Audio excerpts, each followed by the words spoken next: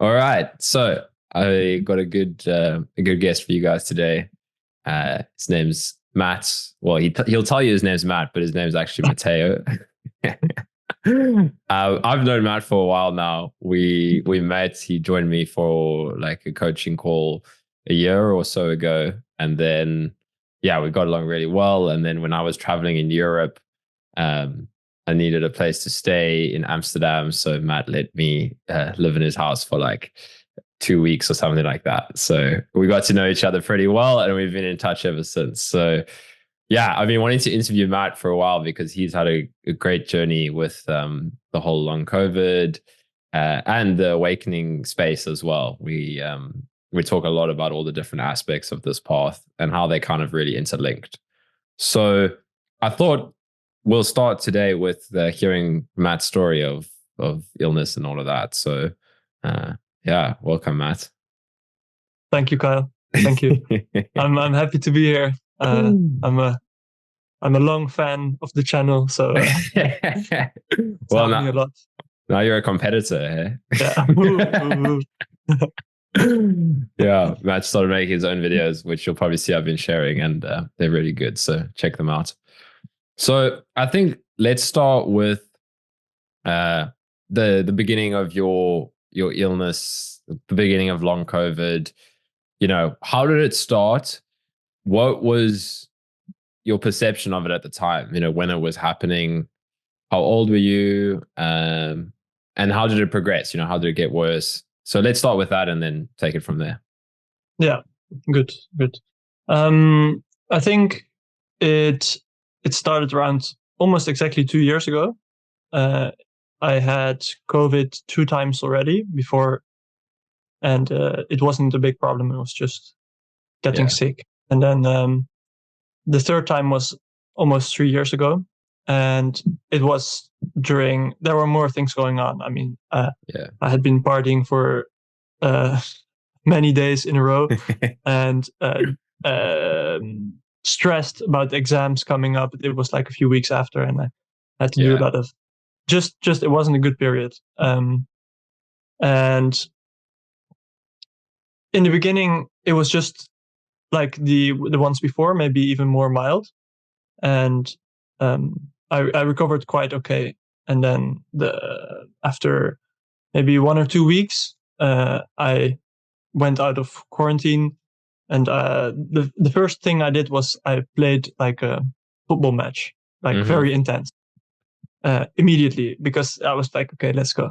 I can go out again, and and then the next day I woke up like not feeling well at all, like a headache and just not there. Like my friends also said, like, yeah, you're not really here, and you're not with us, you know, you're kind of in a different space. And I thought like at the time, I thought like maybe I had like because I'm heading a lot with the ball, like headers. I thought like maybe I got like something like a concussion or something. And so I thought like, yeah, I'll take it easy for a while. I've never had a concussion before that. And but yeah, just take it easy. And then it didn't really get any better. And after maybe a few weeks, it got worse and worse. And the exams were coming up, so I was super stressed, and things weren't going right. And then I decided things got quite worse, and I decided to move back with my parents.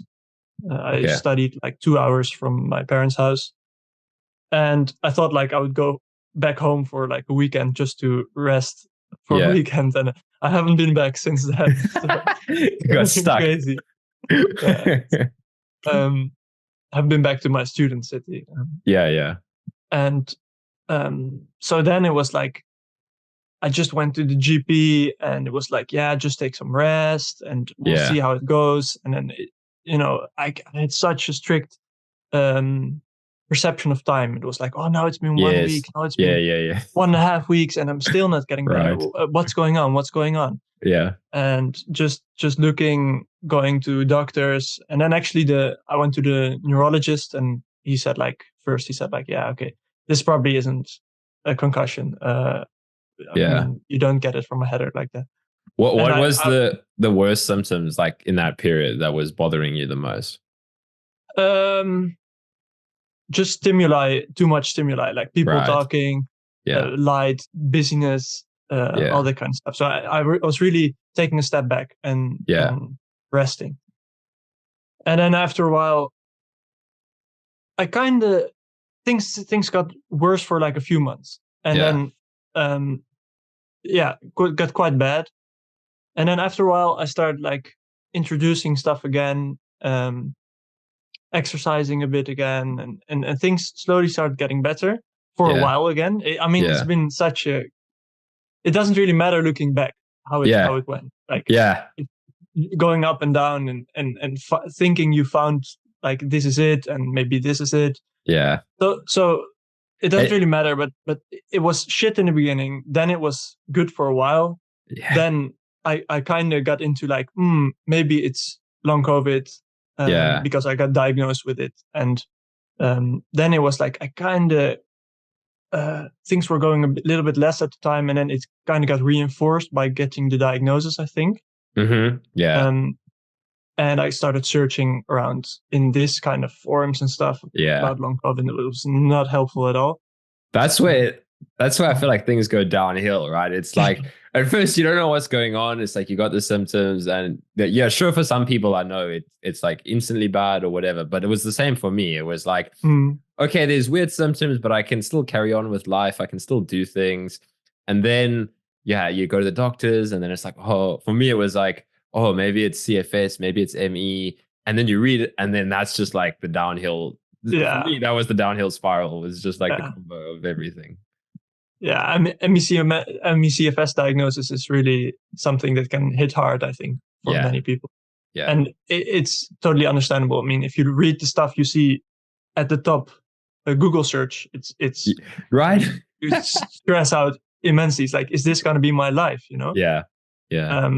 And that was a long period for me where I was stuck in that. Like, I didn't know any other story than that.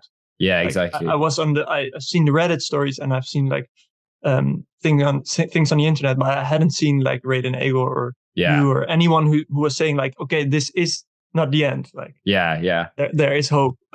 It's really important what you say, because I remember that actually I've forgotten about it. But if you go and type in like ME/CFS on Google, the first thing comes up. It says something like 95% of people can't recover from this, or it's like there's no recovery, there's no treatment options or something.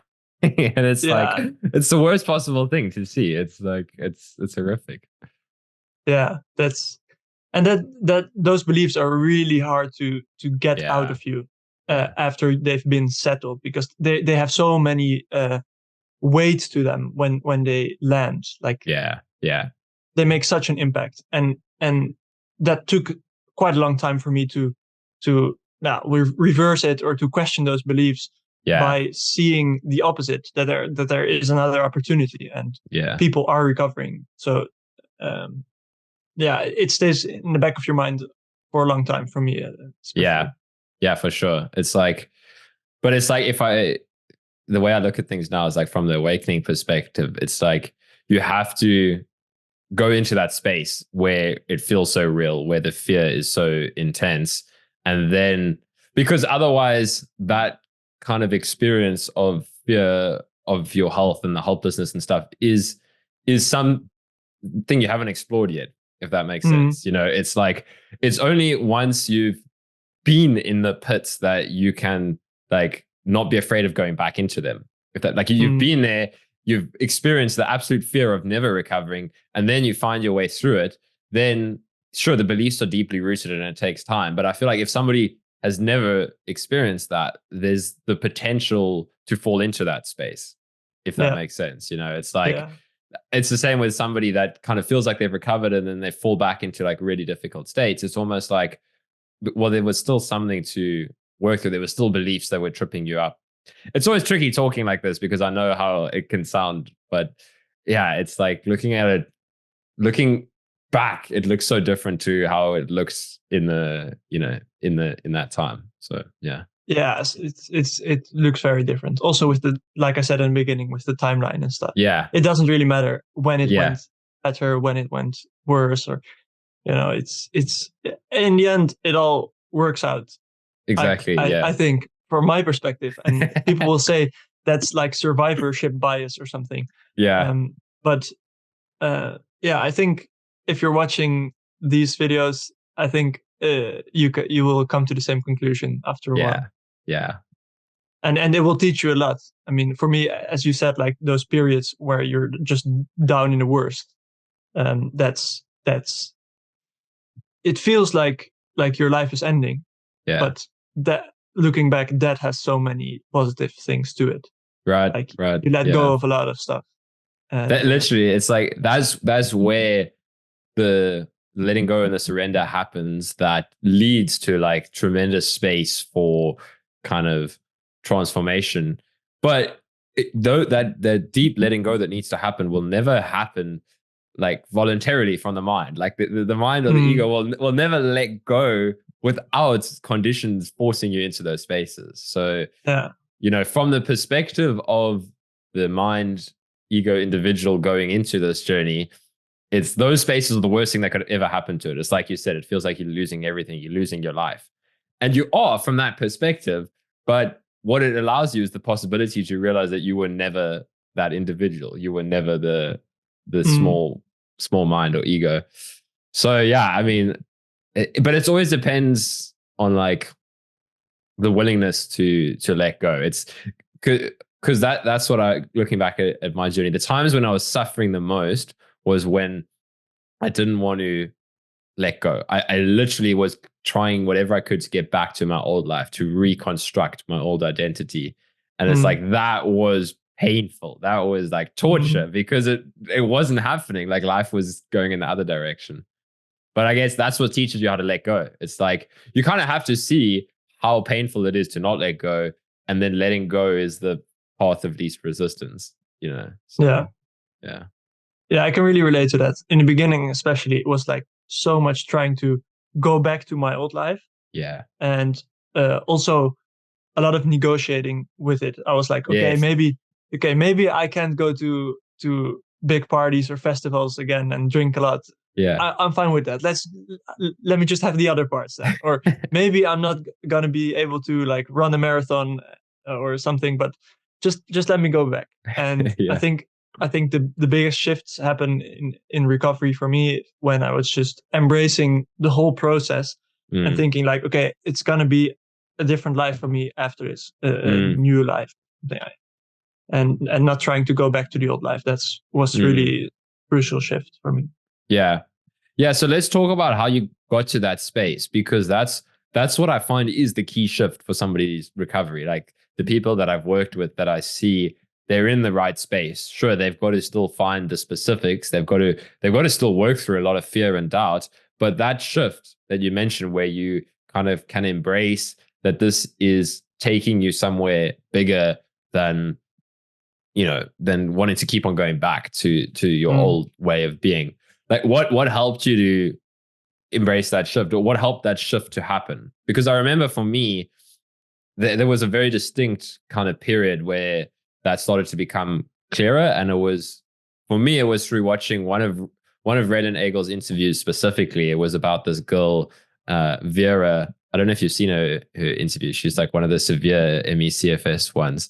Um, her recovery path, like life after recovery, was completely the opposite of what it was before. And that was where it clicked for me. It was like, oh shit, it's not about going back to the old way of being. It's about finding, I remember I wrote like a whole thing in my journal, like this whole recovery is about finding my most authentic self. And I didn't realize how deep that actually went. Like there was some foreshadowing there. But at the time, it was like something clicked into place. And I wrote this like 2-page thing where I was just like, okay, it's not about going back to fitting in anymore. It's about where was I holding back in life, and how can I, bring it all together? So how did that look for you? How did that shift start to happen? Yeah, I think I had some periods in the first year. Like it's very clear for me. First year and second year. First year was a lot of seeking Yeah. and just things a little bit better, and then falling back again. And I think I had some periods there where I was like also journaling. I was reading a lot of books like philosophy, Yeah. existentialism, trying to find some like meaning or something. Yeah. And I had some kind of periods there where I was like, okay, I can see this as a chance to grow or to transform, but Yeah. it wasn't really at a deep level, I think. And Yeah. then after like 1 year, I had like the biggest crash of my whole journey, Yeah. which left me bedbound, and that was just the lowest point, like rock bottom. Yeah. Yeah. I was bedbound for the first time in my journey after a year, and I was like, yeah, okay, what's gonna Yeah. happen now? It's been a year. It's almost like giving up. Like Yeah. I just had diagnosis of ME/CFS. I thought, okay, this is gonna be it. Yeah. Um, and I at that moment I hadn't seen any of like Raylan Eagle's stuff, so Yeah. um, it was really like just letting everything drop. Like this is gonna be it. Yeah. But then during that period, I found those videos and I found Yeah. your videos, and that was really when it was like, okay, this is gonna be just. I'm gonna build it from like the foundation. Yeah. It's a blank sheet of paper almost. Like Yeah. Yeah. I need to take this opportunity. I have nothing left to lose because I just Yeah. accepted the loss of everything almost. Yeah. Yeah. So this is gonna be the way forward. I'm gonna take this. So for me, it was really hitting rock bottom, but there were a few periods before where it kind of was seeping in already.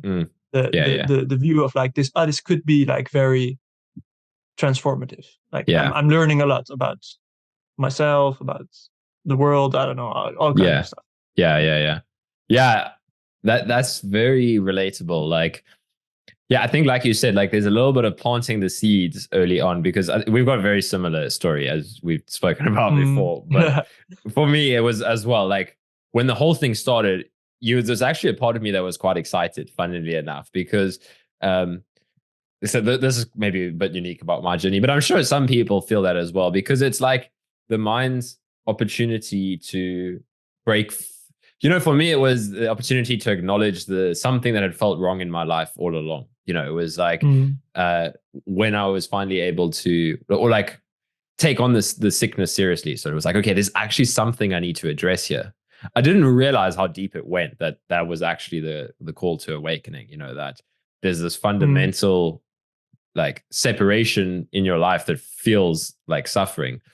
I didn't realize that that's what that was about. But yeah, it was like throughout the journey, there was this sense in me that I was like able to explore a part of life that I wouldn't have been able to explore if this hadn't happened. It was like if I was still carrying on with my studies, if I was still in the previous relationship I was in, there was a real sense of stuckness for me in life before this. But a strong drive to make it, to make it in life. It's like, I have to make it. And then I had the same, but that looking back at it, that was almost like a cover up. Yeah. Like, okay, I'm struggling, but in the future, I'm going to make it. I'm going to work hard to make it.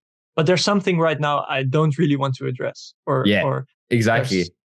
Yeah. That's what that intense striving is in response to is it's like to get away from the deep repression and stuff that's going on, but that you don't even know about. Like it's so unconscious that you don't even know that that's what's going on. It just because there's so much social conditioning as well. So like for me, it would feel like, okay, this is what life is supposed to be. Like I have to make it, like that's how it has to go. And like I feel like I'm not good enough, so that means I have to try even harder to make it.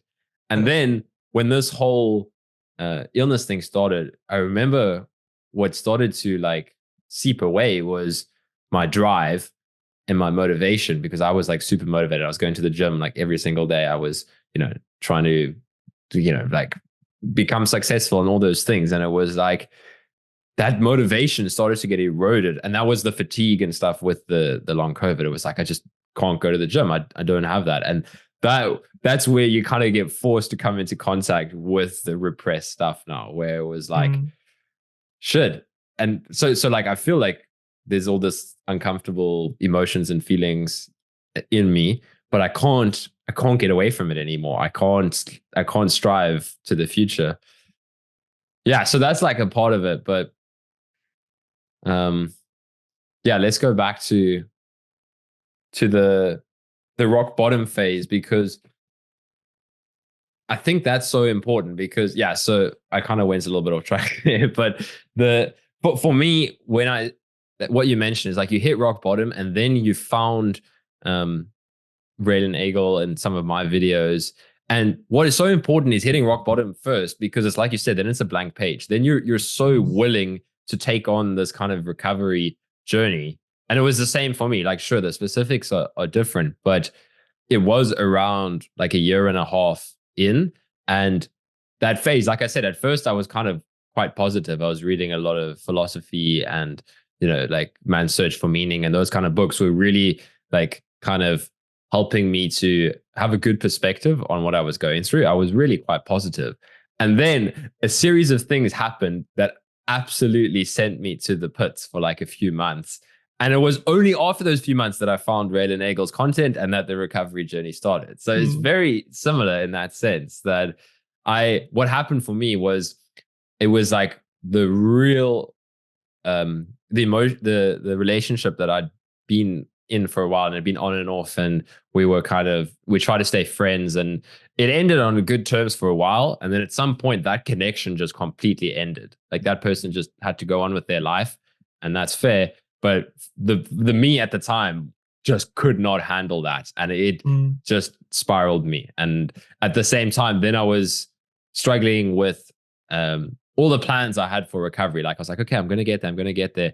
I had to get into the space where it felt like I was never going to get out of. It was like the me that was kind of having the good perspective on this thing actually had to kind of become obliterated. And then from the other side, there was the potential to rebuild, to kind of, but I was only now willing to do whatever it took to recovery, to really, absorb what the recovery stories were saying after this period of like obliteration. It kind of really, like you were saying, where, and a lot with time as well. That's what really like broke me, was like, okay, I was journaling a lot. So it was like at 9 months, I'm like, yeah, I'm making progress.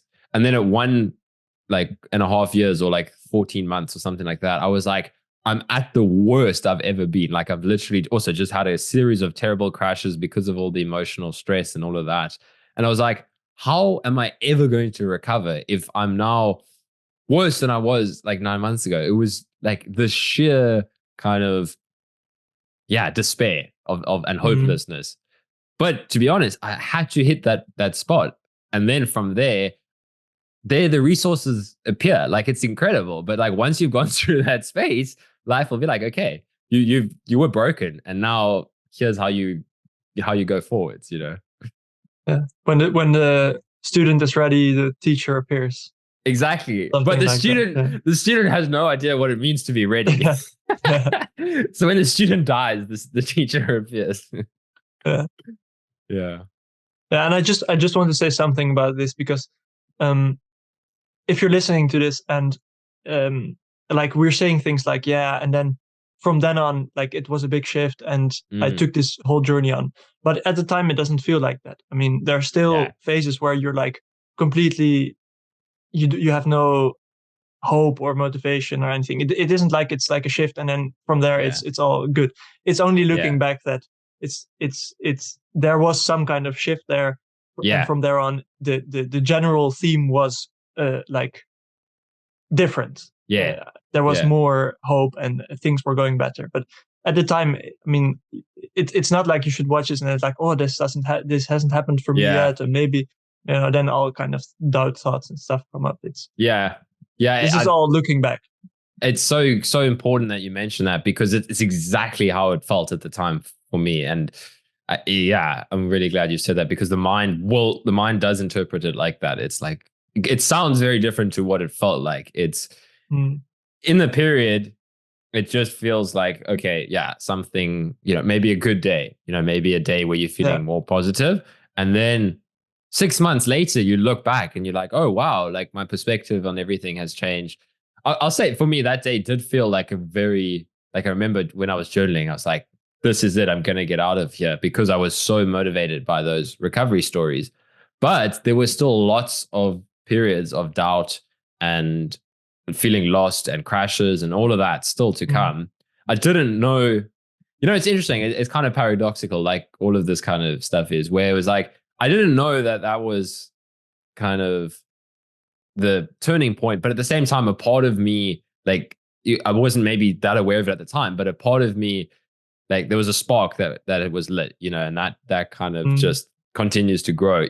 And it gets less dampened by the crashes that it did in the past. So like, there's still crashes, but you just, that's that rock bottom turning point, is like you just kind of never go back to that pure feeling of you're never ever ever going to get out of it. That like absolute depths of uh of the shadow. I was so convinced I had like depression, and there was so much fear at that point, because it was just like everything seemed so dark. And then you have this kind of lightening up, and then from there there's still challenge, but you never quite go back to that in the same way. You still deal with more challenges than you could ever imagine, but there's just something that's gone in the essence. In the what's gone is the fear of going into that space, because you've been there and you lived, if that makes sense. It's like, it's no longer somewhere in the background. Sure, there's still lots in the background, but that absolute hopelessness has been experienced in a sense. Yeah. So that's a good point. So let's get back to the journey then. So after you mentioned you started finding Raylan Eagle and my stuff. So what was that? What was that like then? What stuck out to you, and then how did your day-to-day change? How did you kind of just progress from there? Yeah, before I mean, in the first year I learned stuff about the nervous system and stuff, but not specifically this approach, theory, I don't know how you want to call it. So a lot of stuff like fight or flight and stuff, I was familiar with it, but seeing it in like this theory and helping people with long COVID, CFS and stuff, it was really eye-opening. Yeah. And in the beginning, I think I wasn't able to like watch the videos. That was too much stimulation. Yeah. So I was just listening to it, and I listened to a lot of them, just to bring back the hope, and the belief that recovery is possible. And which ones stuck out to you at that period? Like, which interviews really kind of? Yeah, I'm curious. I think in the beginning, I mean, I heard you mentioning the one of maybe Daniel van Loosbroek. Yes, yeah. He's a Dutch guy, but so I listened to his story, but I think that one was a bit too scary for me in that phase. Yes. Because he went through like a big transformation. Yeah. And at that time I wasn't ready to hear that, I think. So yes. At the time I was more drawn to stories of people who recovered quickly with brain retraining. Right, yeah. I can't remember some of them now, but there definitely were a few which I watched a lot of times. Yeah. But it started to grow more. Then I started like I was introduced to Gabor Mate, for example, and I got more and more into the like, okay, maybe there's more stuff going on here. Yeah. Also, in the first year, I think I wasn't able to see that there was stuff going on before getting this illness. That's related to this. I wasn't able to see that, I think. And I started to seeing when I was down at my worst, I was in bed literally. And that was when I started to see more like, okay, there probably is more stuff going on here. And then I started shifting more and more towards, I mean, your story resonated by far the most to me. So that was, I mean, we're kind of the same age. We were going through the same stuff. We were both studying before, and we had to stop, move back in with our parents. And it just felt to me like you were like a year ahead of me or something. Yeah. I remember when you first reached out to me, I think it was first in the comments on YouTube where you said like, yeah, it sounds like exactly the same. Like that kind of just what you said. And then I remember when we first met, like online when you booked a session, and then we actually kind of ran through it, and I was like, holy shit, yeah, it's like it's uncanny how similar the things unfolded for sure. Yeah. So that was quite comforting to me, I think. And but as I said before, I wasn't really ready to see like a more transformational aspect to this. So that's also okay if you just get introduced to it in like a more scientific way of like, yes, okay, this is like just a nervous system dysregulation or something. Yeah. The limbic system is going haywire. Yeah. But I started implementing changes. I first made like a daily schedule, and that's maybe a bit counterintuitive to like the strict pacing. It wasn't really strict pacing, but I just I alternated activities, which was very low at the time, with like breathing, meditation, yoga nidra. I did a lot of yoga nidra.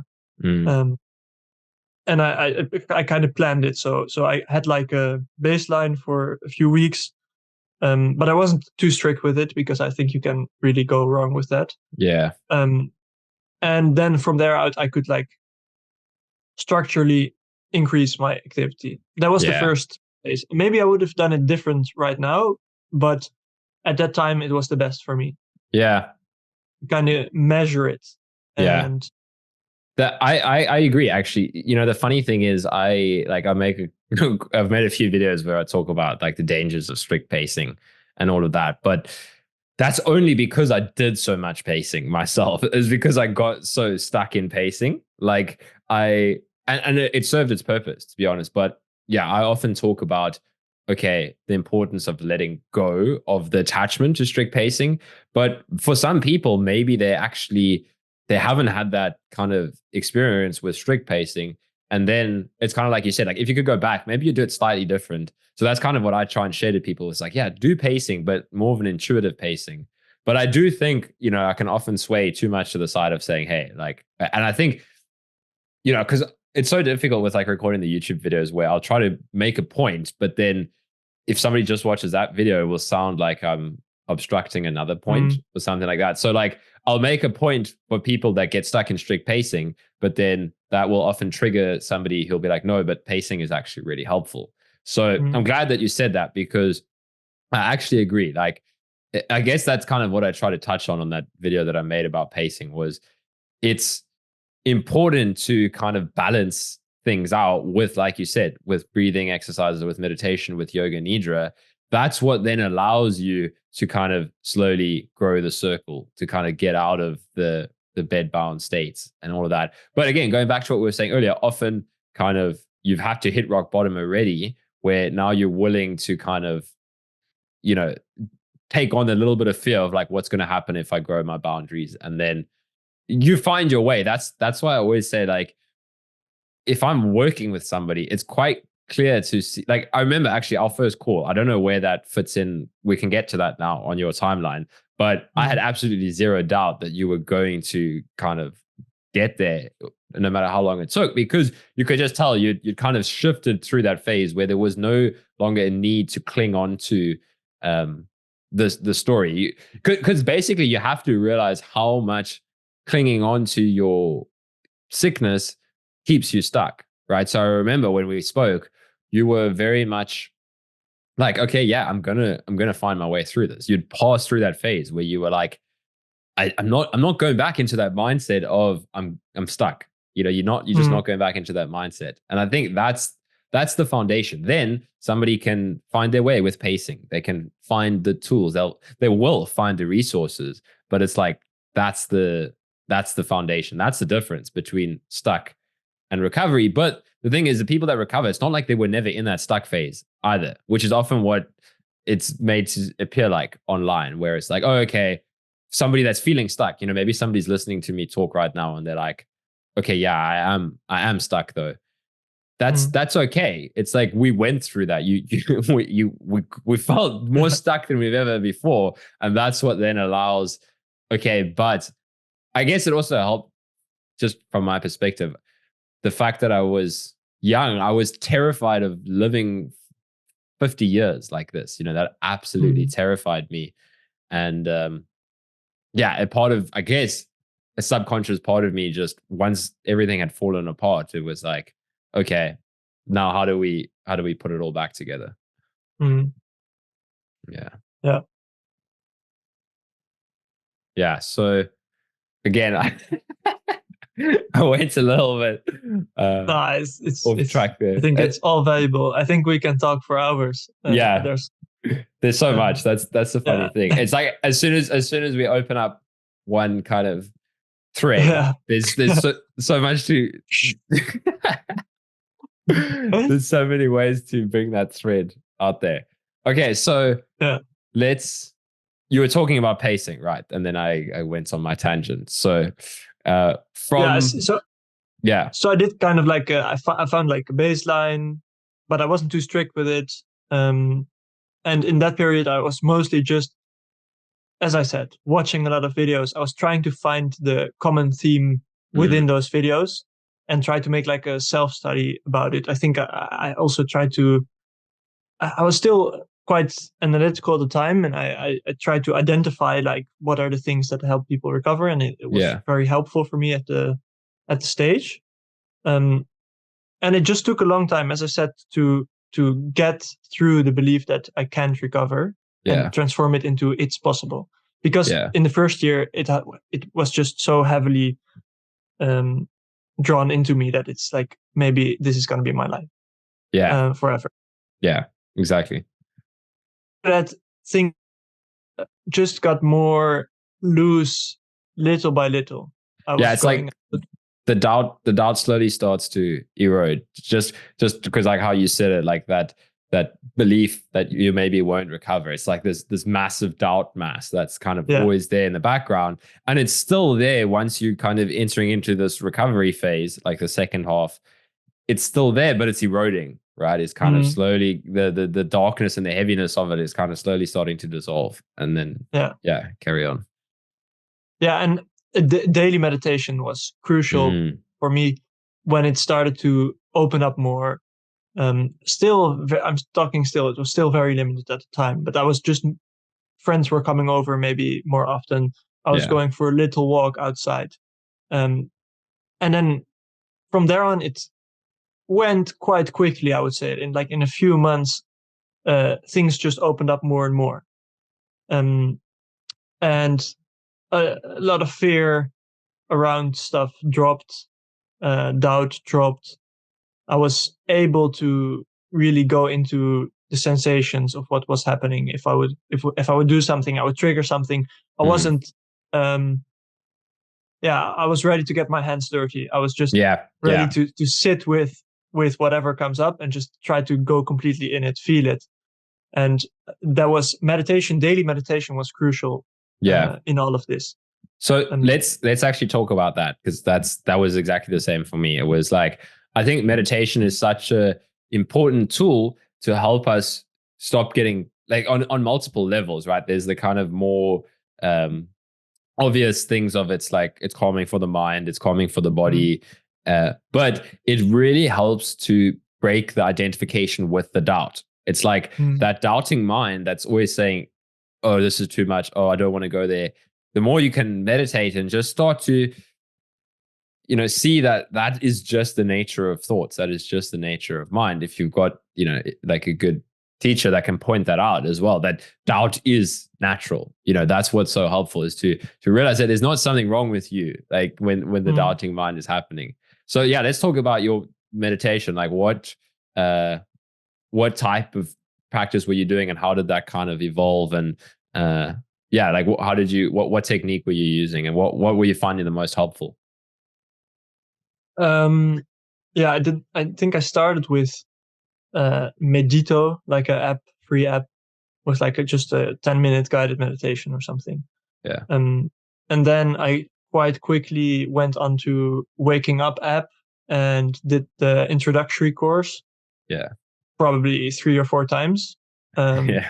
because the first times it was like, I don't get this, look look for your head, or look for who's looking. I don't know what's happening here. but there I was totally something, relate. Yeah. it did, uh, yeah, it did resonate somewhere with me, and Yeah.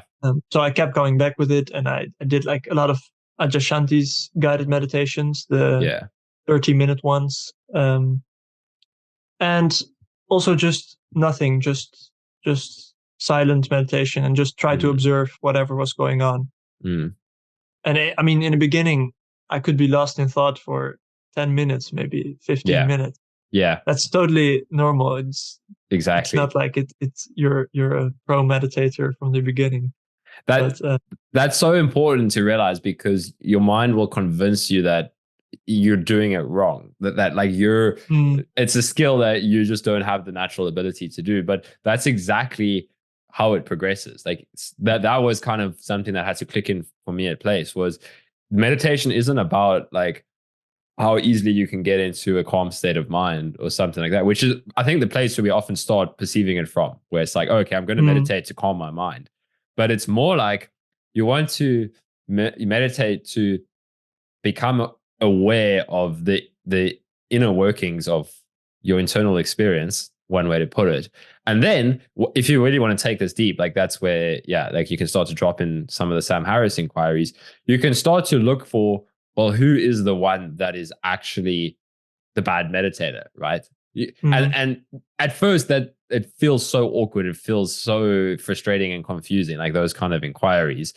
But it starts to break the identification with the mind, which is the beginning of the true relief of suffering, because it's like you can start to see that no matter what thought comes up saying, I'm a terrible meditator, and then you can start to look for, well, where did that thought come from? You know, did I think that thought, or did like is that just the mind? Like where mm, who is creating these thoughts? And it's like it's such a like firstly meditation to kind of develop some concentration, but then some inquiry questions, which is what's awesome about like waking up, because it's a good introductory course, but at the same time it doesn't just stay on the surface level. It like really mm, starts to drop in the inquiries. And again, it feels weird at first, but it's like it makes you, it points you to the questions that you've never asked before, where it's like the mind is always about the me that's got all the problems and the life and all the things that it needs to solve. And then it's like for the first time, it's like, but wait, like, well, let me actually start to investigate that. Right. And it's mm, so weird at first. Like I remember myself as well. But the more, for me, the more I listen to the pointers and also listen to the conversations, Sam Harris's conversations, I found so helpful because I could hear there were actually people that were speaking like about this realization that there's not a center of experience, or like there's this shift, and then people talk about it in different ways. But that was really helpful, was just the more and more I listened to it, that's what then drove me to meditating like 3 hours a day, because it was like I listened to Adyashanti's conversation somewhere, and he was like, before his first awakening, he was meditating like 10 hours a day, or like 4 hours a day during the week and like 10 hours a day on the weekend. mm, And I was just like, okay, if that's what it takes, like surely I can step up my game a bit. I didn't quite get to those levels, but um, yeah. So listening to those conversations of people that had actually realized this was really helpful. And I guess it's the same. It's the same with anything. It's like we were first talking about recovery stories, like listening to somebody that's kind of made their way ahead of you on the path is going to be so helpful to you. So maybe it starts with recovery, and then it's like as it progresses, maybe you get interested in awakening, maybe you don't. That's a personal thing. But often I feel like awakening's already interested in you if you're mm. going through this kind of identity crumbling stuff. So yeah, I guess that's just what I wanted to say about the Waking Up app and the experience with inquiry. So yeah, I mean, how did that progress for you from there? Yeah, it helped me loosen things up and go out more into the world. Um, as I said, I just made a video about it. Mostly two things, like it calms the nervous system, Yeah. and it goes deeper when for example, you get very conscious of your thought process going on, and Yeah. the fears and the doubts around all the maybe the activities you can't handle or can handle. And it was really a period of investigating all the beliefs, everything that comes up. And I was at a point I was ready to to face everything that was coming up. Yeah. That's So I important. was I was pushing my boundaries. And at the time I was living on my own for a while, which was quite a big step, like cooking and stuff, doing groceries Yeah. all Yeah. myself. And you know, I think with every big step I made, I've never regretted it. Yeah. After a certain point, when a lot of things drop, it's just like whenever I make a big step, it's just like I just let it go. I just go in there, Yeah. and um, things work out. I Yeah. don't know. It's hard to describe, but in Well, what? Yeah. Yes. What do you want to say? yeah, there can be a lot of doubt before and Yes. resistance, and then you just do it, and things just drop. And even if you feel worse after it, Yeah. something has dropped. I don't know. Yeah. It's so true because it's really about that willingness to go into the unknown, right? Like Mm, if we look at that, like those taking those steps, is you don't know what's going to happen, right? But mm, actually, driving into the unknown will always take you in the right direction. But like you said, that doesn't mean that maybe it's not going to bring up physical symptoms. It will bring up doubt. Maybe it will bring up emotion. But in the long run, I'm so glad you said that. It's like it's exactly where you need it to go. It's exactly mm, what needs to come up, and it will drop. But the key thing is when we get to that space where we're willing to not know what's going to happen, but we do it anyways, right? And then yeah. again, you know, I get people have been listening to our conversation. You went through phases of pacing and all of that, but eventually you do get to the space where you have to just do things and not know. And there still might be elements of pacing, like I know there was for you. Like when I was visiting you, we were still meditating, we were still doing yoga nidras, but you just start to be more and more willing to kind of, well, what happens if I do this? I don't know. Like it's taking this big step, like going here, doing that. And it actually Mm, works out way better than you can ever imagine, even if it's challenging in the end. It's mm, like, if that's the orientation I can give to someone, is like, sure, be willing to balance life, but orient towards the unknown, orient towards what it feels scary. But a part of you knows it's right. It's like it mm, feels scary, but a part of you knows like, that's where I need to go. Like if I want to kind of get out of the stuckness, it's like people might, the doubting mind might be so strong that it will say, no, no, I don't know. I don't know. But if you really feel into it, a part of you always knows that what's like, that's that radical authenticity. It's like, what could I do to step into the unknown, but I don't want to, And if we really mm, truly ask ourselves that question, something will come to mind. It'll be like, maybe I need to work on this thing, or maybe I need to do that. So yeah, mm. it's a good point. Yeah, it's good that you mention it, because that was really a transformational period, I think, for me, when after I went living on my own for a while, I came back, and then you came to visit me. Yeah, And um, that was really like the first, well, the first one was maybe going to live on my own. But I yeah, had, like, in my whole journey, I have a few moments where life just went a certain way. And yeah, I was just like, okay, I'll take the plunge in the deep water, and I'll just see whatever happens, you know? yeah, yeah, Um, and every time it has been incredible. And I think this is also where awakening really yeah, comes together with this recovery journey. yeah, But for example, you came to visit me, and I mean, I think it was on quite a short notice, and yeah, the days before, I had some tension, like, you know, um, am I gonna be able to sustain, like, doing activities and stuff, and yeah, showing him around, and then when you came, it was just like, okay, let's drop it all. We'll see. Yeah. Yeah. And I did much more than I expected in those 2 weeks. Like, Yeah. I think we went out every day to go to different places and swim. And like you Yeah. said, in the morning we meditated together. In the evening we meditated together. So we took some, and during the day I took some rest. So we Yeah. took some like pacing things, but in between I just let resistance drop, and Yeah. we just went out.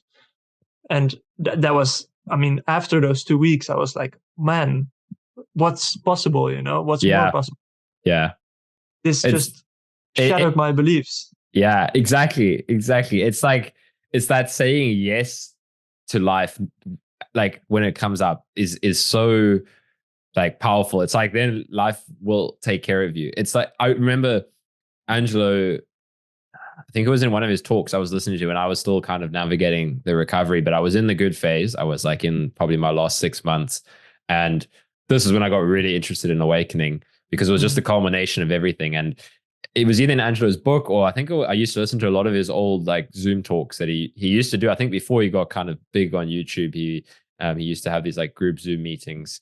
And he would just say, like, when you really are willing to let go into life exactly as things appear, as conditions arise, and you're willing to say yes to everything, no matter the doubt, no matter the fear, life will take care of you. And it's like, that's what comes to mind when you kind of talk about that phase. And exactly like you said, like the mind will doubt it beforehand because it doesn't know what's going to happen. Like, me coming to visit, that's like a big change. It's like, what's happening is it's putting you into the unknown as well, because it's an extra variable. It's like your mind can't now control what I'm going to do. It's like, I don't know what each day is going to bring, but that's where freedom starts, because stuckness comes from the need to control, right? Life is spontaneous and it's happening all the time. And it's when we try to separate from it, it's very uncomfortable. So then we start to get the taste of this with little yeses, where it's like, okay, that kind of orientation that you said, where it's like, okay, no matter what happens, I'm just going to go with it. I'm just going to drop the resistance, and I'm just going to let things unfold how they do. Things turn out quite all right. It's not what the mind thinks, right? But again, often people who get to that space, you've done a lot of feeling into the difficult stuff. And what's important is you're willing to keep doing it, right? Like that's the key, is you kind of get to the space where you're okay with what comes up. Even if you're not 100% comfortable, you're willing to see what comes up. It's like, as I say this, people might feel like you get to this place of certainty where, whatever comes up, I can handle it. It doesn't really feel like that. It's more like this, it's this nervous anxiousness, but it's got a bit of an excitement to it, where it's like, I can fall back into the stuck pattern of saying no to life. And then you just know where that leads. And I can relate that in my own journey, right? It's like, there were so many times in life where some opportunity would arise and I would say no, and things would get worse. But I had to see that. And then when I started saying yes to everything, it's like things get better. But the way I'm talking about it now, it's a little bit abstract and confusing, because it's not necessarily about saying yes to every other person, right? Because setting boundaries is actually really important, but it's saying yes to opening up to life in essence. It's saying yes to letting go and not knowing. And sometimes not knowing is saying no where we've always said yes. Like if we've always given up ourselves for other people, maybe sometimes we need to say no, and that's actually what scares us. So just for anybody watching, the meaning of saying yes to life is like yes to every single experience as it arises, and not knowing where that's going to take you. Yeah. There's a nuance or between setting boundaries and saying yes to life. Yeah. It's not like you're literally going to say yes to everything. But you're not resisting anything that's happening right now. Yes, exactly. Because that's an illusion that it was possible anyway. Well, that's already here. That's exactly the thing, right? It's like, I told you I interviewed Josh from So Awake. I haven't kind of got the interview yet or uploaded it, but that's exactly what we were talking about, where it's like, you're going down this path anyways, right? Like all of this shit is happening in any case. All of the pain is because we were talking a lot about physical symptoms and chronic pain, and we were like, the pain is already here. The emotion is already here. The discomfort is already here. And then the mind will delude itself in all of these possibilities of imagining, if it wasn't here, or what I could have done to not have this here.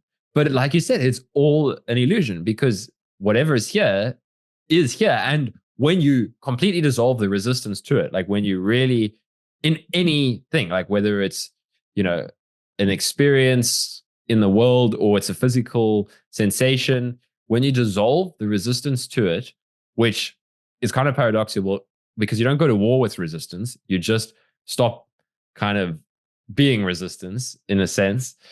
When you dissolve the resistance to it, everything's just okay. And I can just keep on sharing for myself, like how much deeper this goes. It's like, there was never, the problem was the one who wanted to solve the problem, right? The one who was trying to control everything. But you have to go through, you have to go on the journey to realize it. It's like you can't just hear this, like for me and you, if someone had told us this like before the whole journey happened, like 2 or 3 years ago, it would have just bounced right off. It would have meant nothing. It would have meant absolutely nothing. So you have to realize it yourself. You can only ever realize it yourself. That's the key thing. Yeah, and even like a year ago, or this would put me off probably. Yeah. This kind of talk. Yeah. And so also for me, like, maybe it's good to say something about my experience with the awakening process. Yes. So let's dive into that, because you mentioned that this brought you into awakening territory. So let's talk about that. Yeah. Well, looking back from it now, I mean, I can see it was already going on before all of this. Things were starting to puncture through reality. Things were things were opening up, like maybe the struggle, resistance were pointing to there's something wrong here. There's an illusion essentially. But I mean, I wouldn't be able to see it at that point. And I wasn't able to see it during the first year, but the first year I think helped a lot for me to drop a lot of identities, of things I took myself to be. Exactly. It's like that things, and it's so uncomfortable because we are the identities. And then it's like that has to be stripped away by life. And then the other opportunities arise. But that has to kind of happen. Same for me. Yeah. Yeah. But I can see now that before I also already felt like there's something wrong. Something has to change. It's uncomfortable inherently, this something here. Yeah. It's like, I don't know if this will resonate, but because I also have reflected back on it a bit, and it's almost, this will sound weird, but it's almost like a part of us, like life answered that call by giving the illness journey, where it was like, for me, I actually remember this, like I told my girlfriend at the time, I'd listened to Green Lights by Matthew McConaughey. I think we've spoken that we both read the book. I listened to that, and the way he was living life, like just this willingness to take on risk and just kind of spontaneity and all of that. And also one part in the book, like he goes and lives for like a period in the desert as part of like a character or something like that. But also he said like it was just part of finding himself or something like that. And I remember this was before the whole long COVID thing, or maybe it was at the beginning of it, right? It was like as things were starting to crumble underneath my life as I thought of it, there was this part of me that was like, I don't know who I am. I was literally, because there was a lot of struggle with that relationship, and I kept on feeling like the relationship needed to end. But then whenever it would come to that, we were too afraid to step apart from each other and whatnot. So it kept on coming back to that. And I was like, I don't know who I am. Like, because like my girlfriend at the time would ask me like, tell me, what do you want? And I was like, I don't fucking know. And it was like, that was like life answering the call. And I remember like sitting there, I was like, I need to find find out who I am. And I didn't know what that meant. I didn't know where that was going to take me. It kind of seemed just like an innocent thought at the time, but it was like life saying, okay, let's go. Let's go down the Yeah. rabbit hole. And it's like, it Yeah. started before this, but you can just see how everything was leading you there, you know? Yeah. Yeah. That's what I can see now as well. For me, but this I wasn't able to see this before. Yeah. So no worries if this sounds crazy to you right now. Yeah. It doesn't feel like that at the time, you know? It's like from the other side, it's the same. We'll come back to your story now, but it's the same as, funny enough, when I like met you and I started spending more time with you, and I was convinced that I hadn't had the first shift yet. I don't know if you remember, but like it was only after speaking with Matt Garrett and you that it was like, oh shit, maybe that first awakening that Angelo talks about, where you kind of shift into the spontaneity and freedom and the identification of being a separate individual drops, you know, I did not know that had already happened. It had just felt like full recovery to me. I've spoken about this in a few videos now, but it was funny saying what we're saying, like how it doesn't feel like it at the time. Like I remember when I was with you in Amsterdam, I would like often mention this doubt to you, and you would be like, but the way you're talking, like the things you're saying, it's like it definitely has happened. And I was like, I don't know though, you know, it's like it doesn't feel like it. But so for a while, you know, actually, it first happened when I spoke to Matt Garrett. For anybody who doesn't know who Matt Garrett is, he's gone pretty deep with all of this stuff now. But he's really got a lot of good insight and on resistance, on saying yes to life and finding your true expression, really.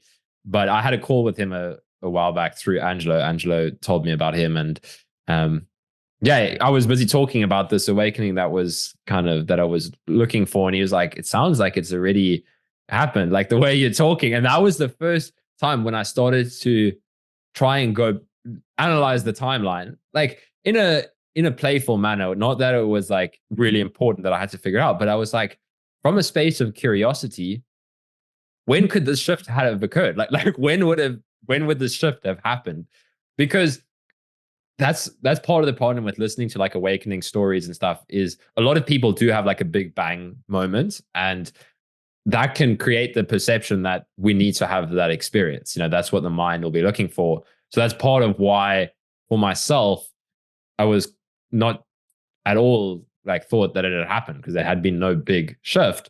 But so I went back and I looked at it and I was like, okay, when were the periods in my life where something big shifted, where like an identity dropped or a shift into, and I started listening to the way Angelo would talk about it. And I've identified actually two moments. There was like one early on, it was still after that like second half of recovery where we were going in the right direction. And then I remember going down to the beach one day and just, I felt like I was me again. It was the weird, like that's just the thought that came into my mind. I was sitting in the car and I was staring at the steering wheel and I was like, something feels normal. Like something feels right. It was so weird. Like I just started listening to Sam Harris, and I'd been through the dips, and I was just listening to a recovery story. And from that moment on, there was just like this, so, you know, maybe this was it. I don't know. I also thought afterwards that it was another period, but I was running around on the beach, like dancing like a crazy dude. Like I literally was just like so much release of positive emotion. And then from that moment, the thing was, I remember recording a video for myself at the time. This was like a year and a half before I started doing the YouTube videos. But I was journaling, and then I started doing video journaling, and I recorded a video. I was like, this is it. Like I'm free. I'm not sick anymore. I was only thinking, I didn't even know about awakening then. I knew about Sam Harris's like no self stuff, but I didn't know awakening in the way that Angelo talks about it. But what happened here is then the mind tries to start to cling to it, right? So I remember I would start to journal like, okay, I really need to enjoy this because this is the best period of my life, potentially. Like, that's how I thought about it at the time. I was like, I've been in this immense suffering, and that suffering has just alleviated. I need to enjoy this. And that's when it started to fade, was because now the mind was coming back, that was trying to turn it into something. The mind was trying to be like, how do I enjoy this? when the enjoyment was like that guy disappearing for a while. So I would say that was probably a pre-taste, like in the way that Angelo talks about it in his book. Like that was a taste of it. But then I started struggling again and I got stuck again. But I still remember there was a slight difference just in the way that I would be. I was no longer resisting things so much. In that period, I was like willing to help out at home. I was willing to wash the dishes. Whereas in the past, I was always like, oh, how can I get out of this? Let me plug in my laptop. So anyways, just looking back at like when those shifts could have happened, that was one. And then the other one was, I think I've told you this one before, was that was when it felt like full recovery happened, where just one day I was, it was right towards the end of the journey. It was like 2022, like October or something. I just listened to some really direct non-dual speakers, and I'd been listening to John Aston I don't know. Do you know John Aston stuff at all? Yeah. Yeah. On the Waking Up app.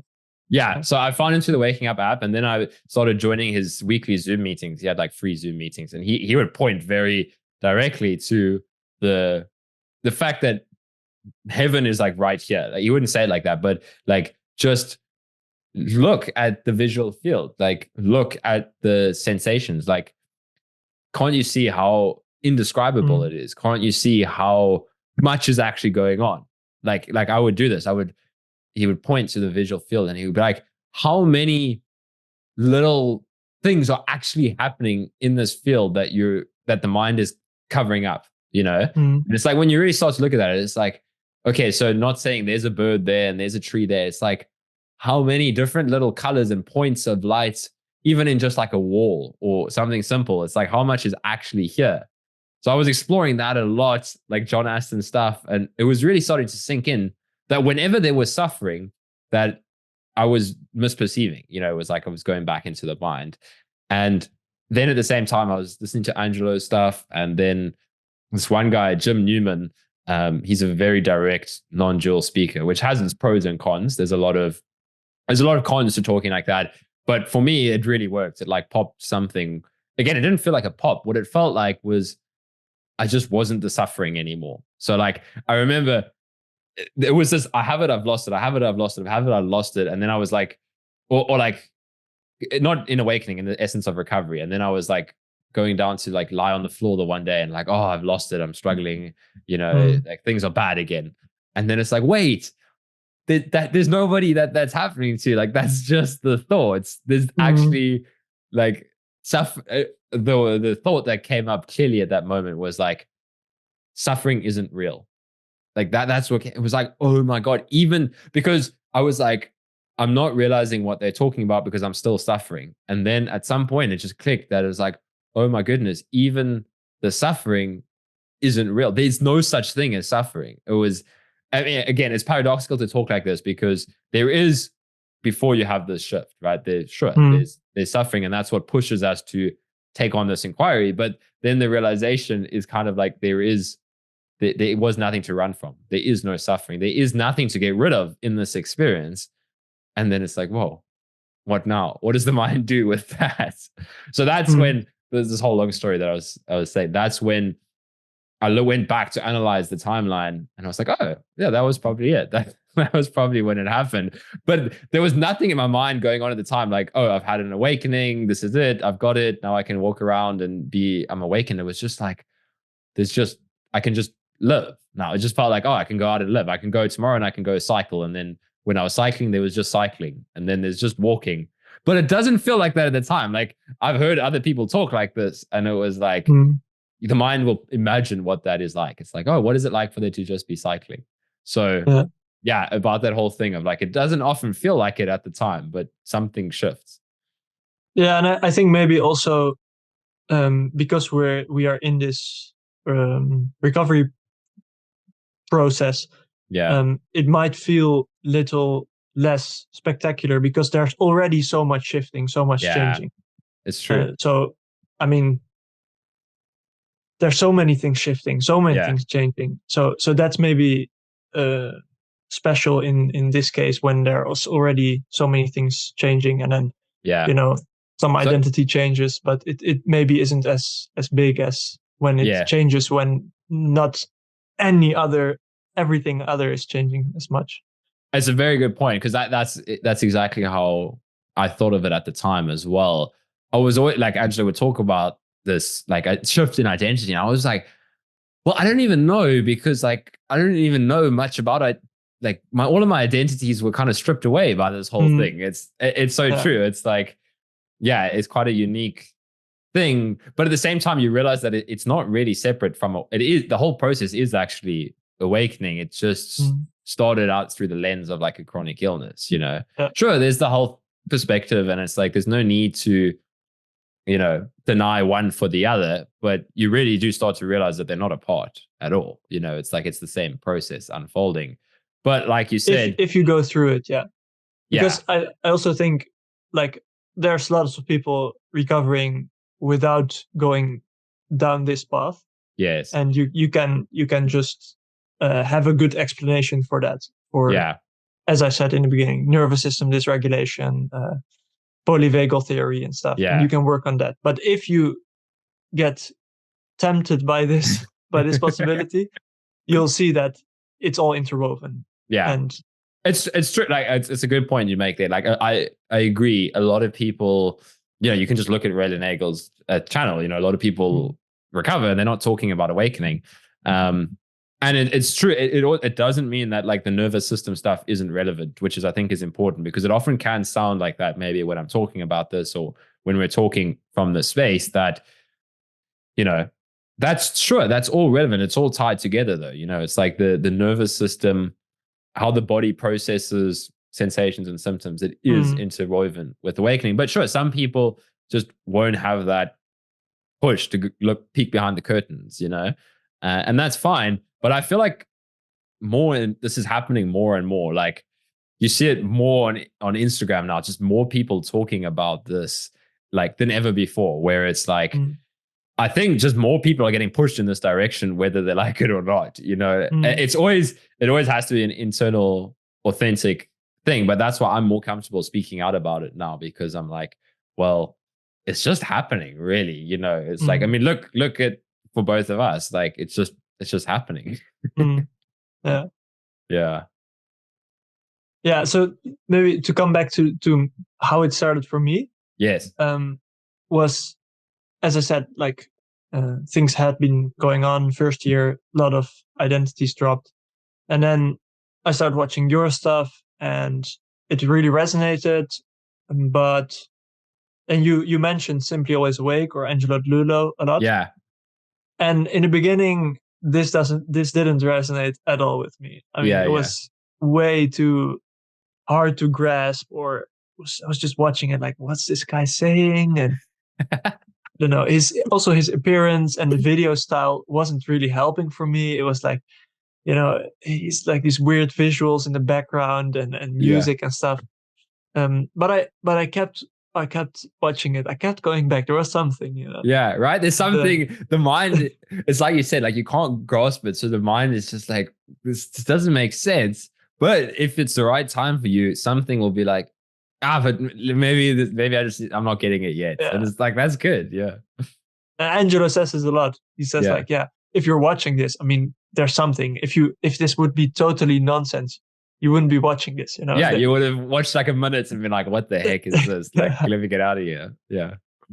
And then when I was living on my own, I watched like the series with Z-Dog, like the Mm, introductory interviews, which was really good because it was like a little bit less deep, and he just talked him through like the beginnings and stuff. yeah. And then I had the first moments where I felt it in my own experience, like Yeah. I was like taking a walk after I listened for like a few hours, and I was like, okay, what the fuck is going on? What's even real? It was just crazy.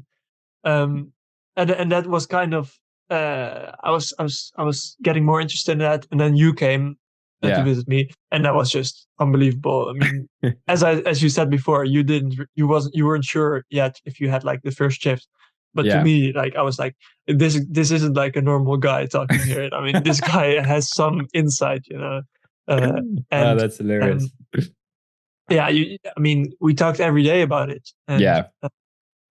you did great pointings, and I could really feel into it. Yeah. And afterwards, since I've been just kind of hooked. Yeah. And there's been periods where I've done less of it, and try to be like, okay, I'm gonna drop it now, but it's just Right. impossible. And But let me just quickly bump in there. Like, I love that you bring that up, because Angela would say this, that like, it's such a, you know what it is? Angela would say that like, no matter what your mind says, you can't stop this journey unfolding. mm, And it is such a relief to the doubting mind to hear that, to be like, I can't mess this up. So I tried that, like, myself as well. It's like, after that first shift, I was like, what if I just did all the wrong things? And it was mm, like, well, you just kind of see how you can't go back. You just kind of see it just doesn't work. Like, you can't, but you almost need to go through that phase, right? So like, for me, I was like, I had to see, but that was what was happening in my mind. I was like, let's see, can I mess this up? And then it was like, okay, that's unsatisfying. That's unsatisfying. That's unsatisfying. And then you just start struggling again. And then eventually I'm just like, I have to sit for half an hour and go deep, because there's nothing mm, else that's working. It's like, you mm. can't stop it. Yeah, yeah, you can't stop it really. I remember um, I used to tell you when we were hanging out in Amsterdam, and you would say like, yeah, I don't like, there was still a fair bit of the doubting ego in the background. mm, But I would just say to you, like, I was like, man, it feels to me like you passed the point of no return. Like, yeah, you're heading towards the black hole, and your mind can say like, yeah, I don't know. But I'm like, I don't think there's any way out of this. There's only one way forward now. yeah, and you were definitely right. um, yeah, after that, like maybe a few months after that, I also did like a silent retreat on myself for Yeah, 4 or 5 days, and that just made it so much clearer that this is there's no going out from this. This is the only way yeah, forward. yeah, Uh, and my last, like, I just came back from a trip to Morocco, yeah, um, which was very interesting on multiple levels, like on the yeah, recovery side to see where I'm at. What if I'm just, doing stuff and dropping the resistance? Because yeah. like I booked this trip like one day in advance, and I had no plans. I just went, and this is the same as what I was talking about before. Yeah, Just those moments when life just opens up it and you just just opens. drop Yeah, everything. yeah. Uh, And if you go, like, that opening is there, and if you just go with it, it takes, like, it unfolds exactly as it needs to. It was the same for me. yeah. Like, my travels to Europe, like, and everything that happened, it was crazy. But it was just me saying yes to life. Like, I was here in South Africa, and I was kind of it was like winter, and I was not really doing anything. I was doing the Mm, YouTube. I was working with a few people, but I wanted to travel, but I didn't know how to make it happen. And then one of my friends was working on a yacht in Croatia, and he was like, he was almost a joke at first. He was like, "Oh, you should come visit me in Croatia." And I was like, "Yeah, that's funny." And then, like, a week later, he messages me and he's like, "Okay, wait, actually, the owner of the yacht's like gone for 2 weeks. Like, he said someone can come and stay with me. Like, if you want to come, I'll like pay for a bit of your ticket. Would you come?" And I was like, "This is it. This is it. This is where you say yes." And you don't know when it's going to happen. You don't plan it. You don't make it happen. But when it happens, you just say yes. You're just yeah, like, okay. But maybe it feels like you make it happen, because I did. I was like, okay, I'm going to get my visa. I got to book my tickets. I got to do all of that. But there's just something opening up in life, mm, and you're just getting sucked along, really. yeah, yeah. This reminds me of when I talked to you about this. When I wasn't feeling well. I Mm, was already in the later stage of recovery, but at the moment I was, maybe had a cold or something. yeah. And one of my friends called me like, "Do you want to come to the football stadium to Oh, watch the yeah. game tonight?" Like a few hours in advance.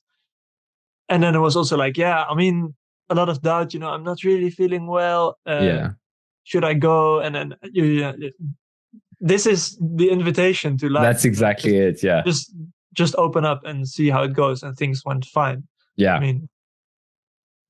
And this, of course, my last trip was in a very big way, this to take the leap.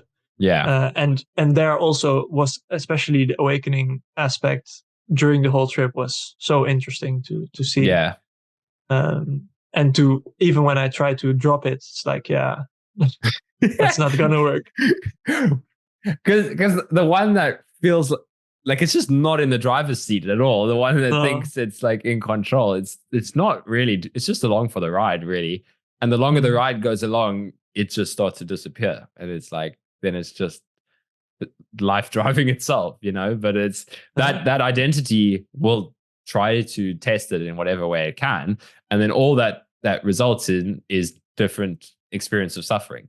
That's how it Mm. felt for me. It was like, but I had to go through that, right? That's like part of the shadow work phase. It's like, as you kind of feel like you're in control of the journey, the more you feel like you can control it, the more out of control you're setting yourself up to feel at some point. Like Angelo will always say this. It's like, that's the trap of the controlling mind. Sure, it feels great when you feel like you're in control, but you're setting yourself up for all of the discomfort that's coming up when you feel out of control.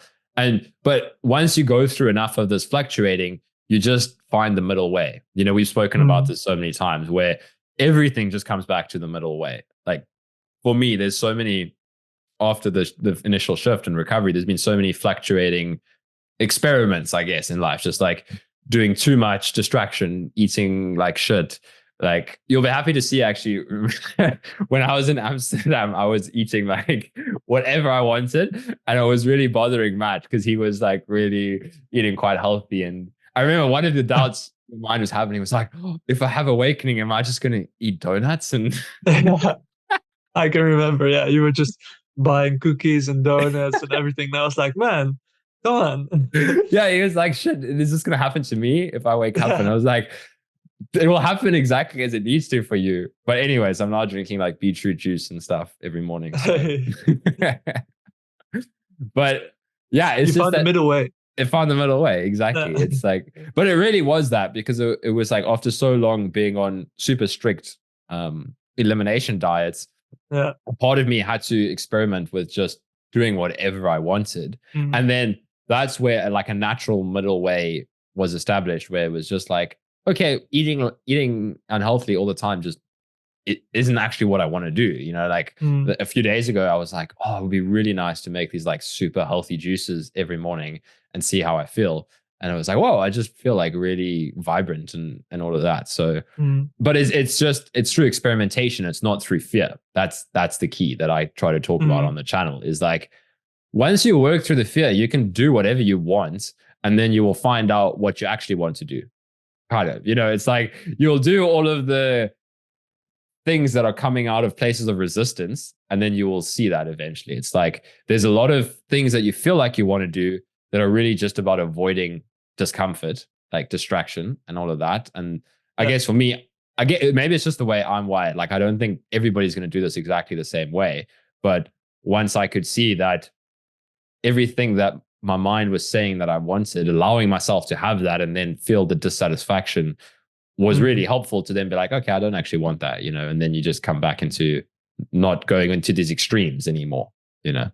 Yes, that I think that's in both journeys, or eventually they're the same, but Yeah. recovery and awakening, it's important to exhaust the options Yeah. which you think are gonna help you. It's just, be authentic with yourself. If you think this is gonna help you, try it and Yeah. see if it does. And then that's the only way to find out, Yeah. essentially. And it like with the awakening aspect to it, you'll see how uh, it doesn't cause the satisfaction you think it will in many cases, Yeah. especially Yeah. in the case of like eating shit food or something. Afterwards you're like, yeah, this didn't Yeah. make me happy like I thought it would. Or Yeah, exactly. even for me traveling, um because the same, it was for me, it was winter here and I just went out to Morocco, nice weather and stuff, and then I was there and I could see myself like, yeah, there's always something wrong. Yeah. And then there's now it's maybe too hot, or that's, Yeah. Yeah. and you can just see that and just drop it. But it's good to exhaust the option. Yeah, you have to, because even like those things are really important. Like it's a really important part of the journey. Like you said, you have to exhaust it. And even things where it feels like maybe you're doing it from a seeking space. So maybe something like traveling, like it could be like, oh, okay, this isn't going to satisfy me, but it's still really important in that, like that's more the right direction than like eating food and like watching Netflix or something to kind of close down the boundaries. It's like, sure, okay, maybe this expansion isn't going to give me everything I wanted, but it's a step in the right direction. It's stepping into the unknown. Because from my perspective now, like after a lot of now all of that kind of stuff has dropped, things are very just spontaneous. Like you can do what you want, but you're no longer doing it from the space of it's going to take me somewhere else. Like that's what's key. So you can travel, you can eat whatever you want, you can do whatever you want, but you're just not expecting anything from it anymore. You're just like you're no longer seeking outside because you realize there is nowhere else to go. But it's like so it's like there's another, I don't know if you know Suzanne non-duality, if you know her stuff at all. Yeah, Suzanne Chang, exactly.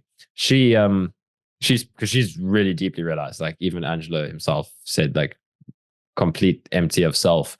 And she spoke about that exact phase as well. And that's kind of what helped me through that phase of distraction and just doing whatever I wanted. She's like, you eventually just do it from a place of like not judgment and guilt.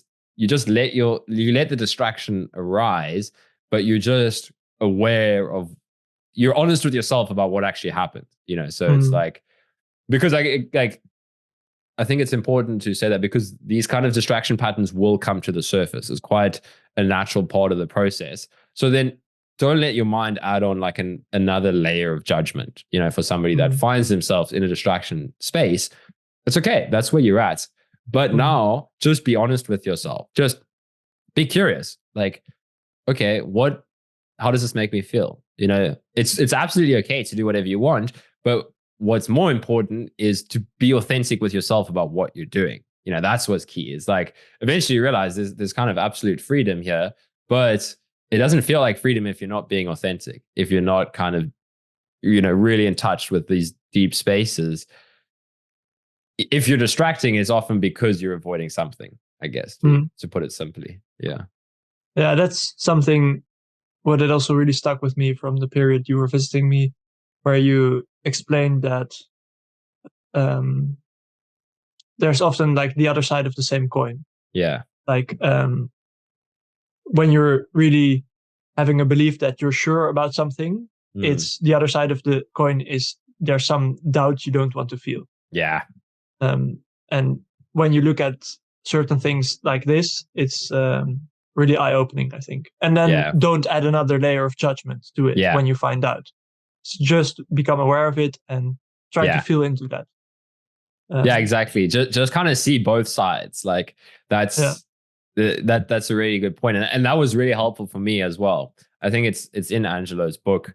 He talks about certainty and doubt. And it's like, whenever you go through a period of, and I've seen this play out for myself and so many people on this path, where like I'll have an interview with somebody or a conversation, like a coaching call with somebody, and they'll be in this period of like certainty where they're just like, yes, like I'm recovering. And it's a nice phase, but there is going to be the flip side of the coin. It's going to happen. Like it happened to me so many times. And the funny thing is, like I've had some clients who will like have this period and they're like so excited when they're talking to me, and then they'll want to book like a call for every week, and then I'll never hear from them again. Like, but the call went great. Like it was so much like, okay, this is it. I'm in my recovery path. Let's book a call every week.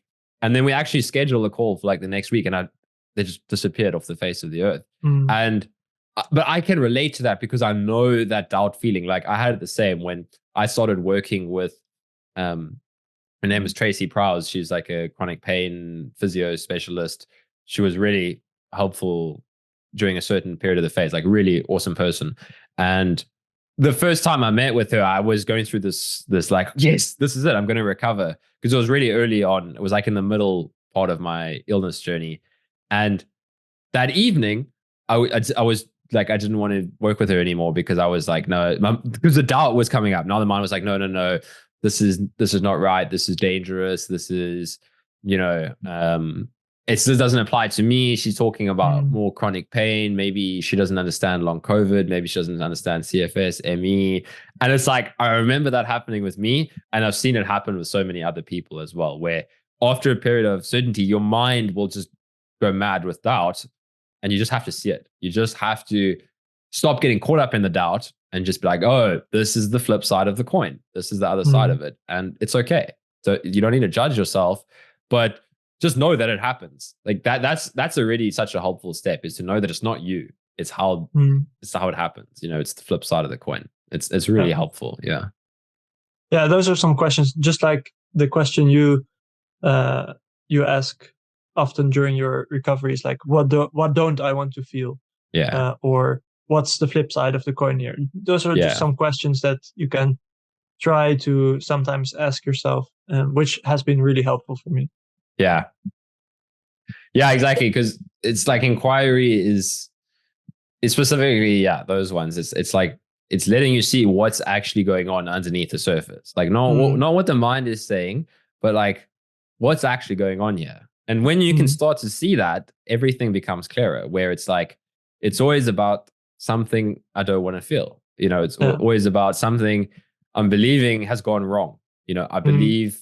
I believe things have gone wrong because now, and if you break that down, right, in a period of doubt, it's like, okay, I believe things have gone wrong because I'm now feeling this, or it's because I'm now no longer feeling what I was feeling. Like if Mm. anybody just does this in a difficult period, if you break it down, you should always come down, if you're honest with yourself and if you're not getting caught up in the surface level thoughts too much, you will always see it comes down to believing that what you're feeling right now is worse than what you were feeling beforehand.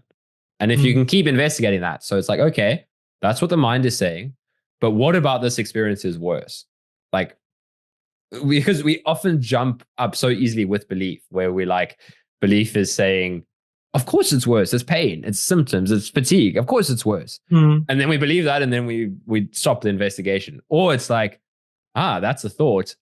Why is it worse? Why is Mm. pain worse than pleasure? Why Is is, pain?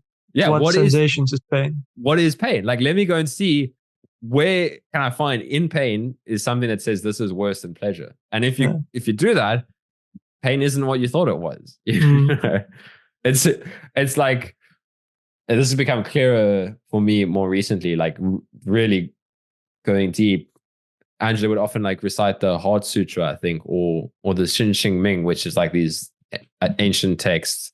And one of them is about like, yeah, where pain and pleasure are inseparable, where Mm. there's no longer, like, samsara is nirvana. Like Angelo spoke about that in one of his talks. And it's like, the more directly you investigate pain and suffering and struggle, you see that it is at its core the same pure experienceness as all the good things that your mind believes. And it's like, Mm.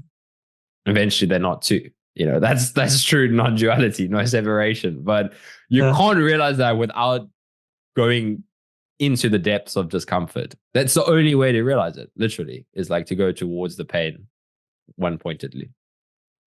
Yeah, and that's some like a practical thing I like to do is, especially when I'm in like a thought storm, when I'm thinking Mm, about, and I become aware of it. Don't try to add another layer of judgment, and just mm, try to backtrack it. Like, what is this all trying to cover up? What am I don't trying to feel?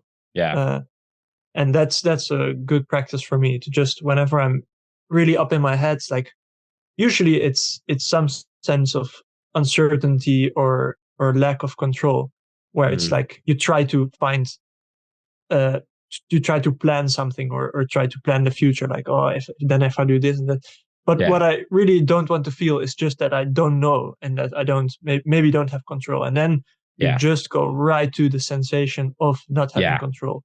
Maybe it's something in the chest, in the gut, some squirmy feeling of, I don't know, and Yeah.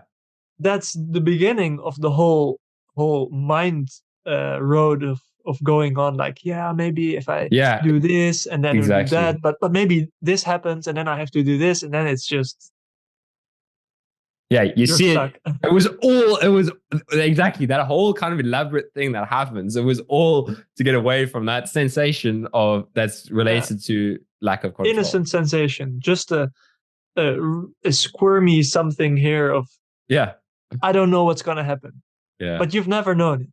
I mean, look where you are at right now. Probably if you're watching this video, who would have thought was gonna happen to you? yeah, It's so unpredictable, life.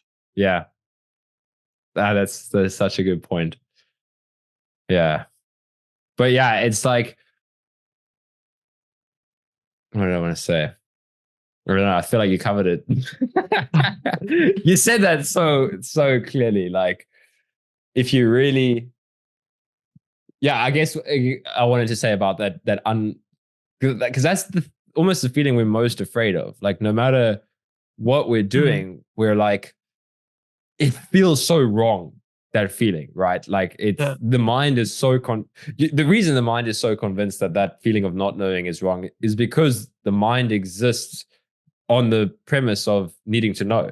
Like, the Mm, whole way that we use our minds is that to gain knowledge, to know what's right, to know what's wrong, to know how to keep myself safe.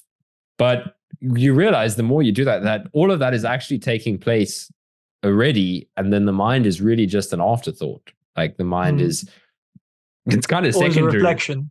Exactly. It's a reflection Yeah. of what's already happening. You're already making a choice based on your past experiences, right? Like, that's what I started to notice with myself is like, that stuff is happening subconsciously. Like, let's say one day or 2 days in a row, I would forget to do something at home. And then my like people I'm staying with my family or whatever would be like, oh, Carl, you can't keep forgetting to do this. The next time I was in that situation, like let's say it was like closing the door before I leave the house, I'm leaving there and then I just feel the urge to go and close the door. It's Mm. not like I had to kind of keep this narrative going in my mind. Remember to close the door. Remember to close the door. Remember to close the door. It's like it just happened. You know, I was Yeah. just like, I must go close the door, and then the mind was like, "Whoa, I remember to close the door." But it's a reflection. Yeah. Yeah. I had this so much. This experience, I had it so much during my trip, especially when I was there in the first week and something. I was like, who even did this? Like, who bought this ticket and went here one day in advance? Like, how did I get here? It just happened. I don't know who actually did it. So yeah, that's Literally, you get these moments where it's just like so clear that everything's just kind of happening on its own. It's like I yeah. used to like during that awakening recovery period. I used to when I was cycling, I'd be like who's actually cycling this bicycle? Like I can just I can be thinking and I can not be thinking and I can be like there can be mental chatter and there can not be mental chatter, but this is still happening. And Mm, I also had this interesting insight like one day when I was washing the dishes where it was so kind of clear to me why we don't realize non-doership, why we don't realize that there's nobody doing our actions because we're busy thinking about something else. It's only when the mind is really quiet. Like I would do this. That was when I was meditating a lot. And then I would go and wash the dishes and I would try to carry this introspective awareness. The book I was using at the time, The Mind Illuminated, would talk a lot mm, about that. It's like, can you maintain an internal awareness of your mind as much as you can? So I would do this while I was washing the dishes. And then it would be like, I'm like just and if you can rest in that sense of like, okay, where is the mind or whatever? Can I rest in that sense? And then I could rest in that sense. And when there's not mental narrative happening, the dishes were essentially washing themselves, because and then the mind was like, whoa, who's washing the dishes? And it's like, and then even as those thoughts start to drop, you just realize that there's like, thinking is just a reflection. Like you said, it's mm, just like, but you can clearly see that when the mind is quiet, when like you're not, because that made it so clear for me why we don't realize that all the time. Because when I'm washing the dishes and I'm busy thinking, okay, oh, I need to go talk to this person later, I need to do that. You're busy identifying with those thoughts. So you don't, but that's also what made it so clear for me that the dishes were washing themselves as well, is because I'm busy thinking about this and this and this and that. And the dishes are still getting washed. At the end, they're just done. It's like, what? Yeah, the What dishes are happened? done. But if you don't break the spell of thought, you don't even realize. Like you're done washing the dishes, and you're like, oh, okay, I'm done washing the dishes. Now Yeah. now I'm gonna do this. I was like, oh, now I'm walking the dog. Now I'm doing this, and then it's like, if you don't break that spell through investigation, that's why it feels so real, because it's just like there's this constant narration going on Yeah. nonstop. A thought that confirms it. Yeah, I just did that. Yeah, I just exactly. completed that.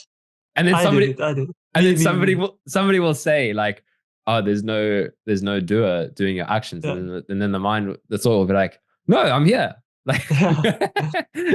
like I am doing my actions, and Yeah. then that's where self inquiry is so powerful and good pointing, because it's like, okay, we keep believing those thoughts, but who is here? Like, who Mm. is actually thinking that thought? And that's when you can, if you really take that deep, like past the doubt, past that discomfort, you keep Mm. doing it, then it's like,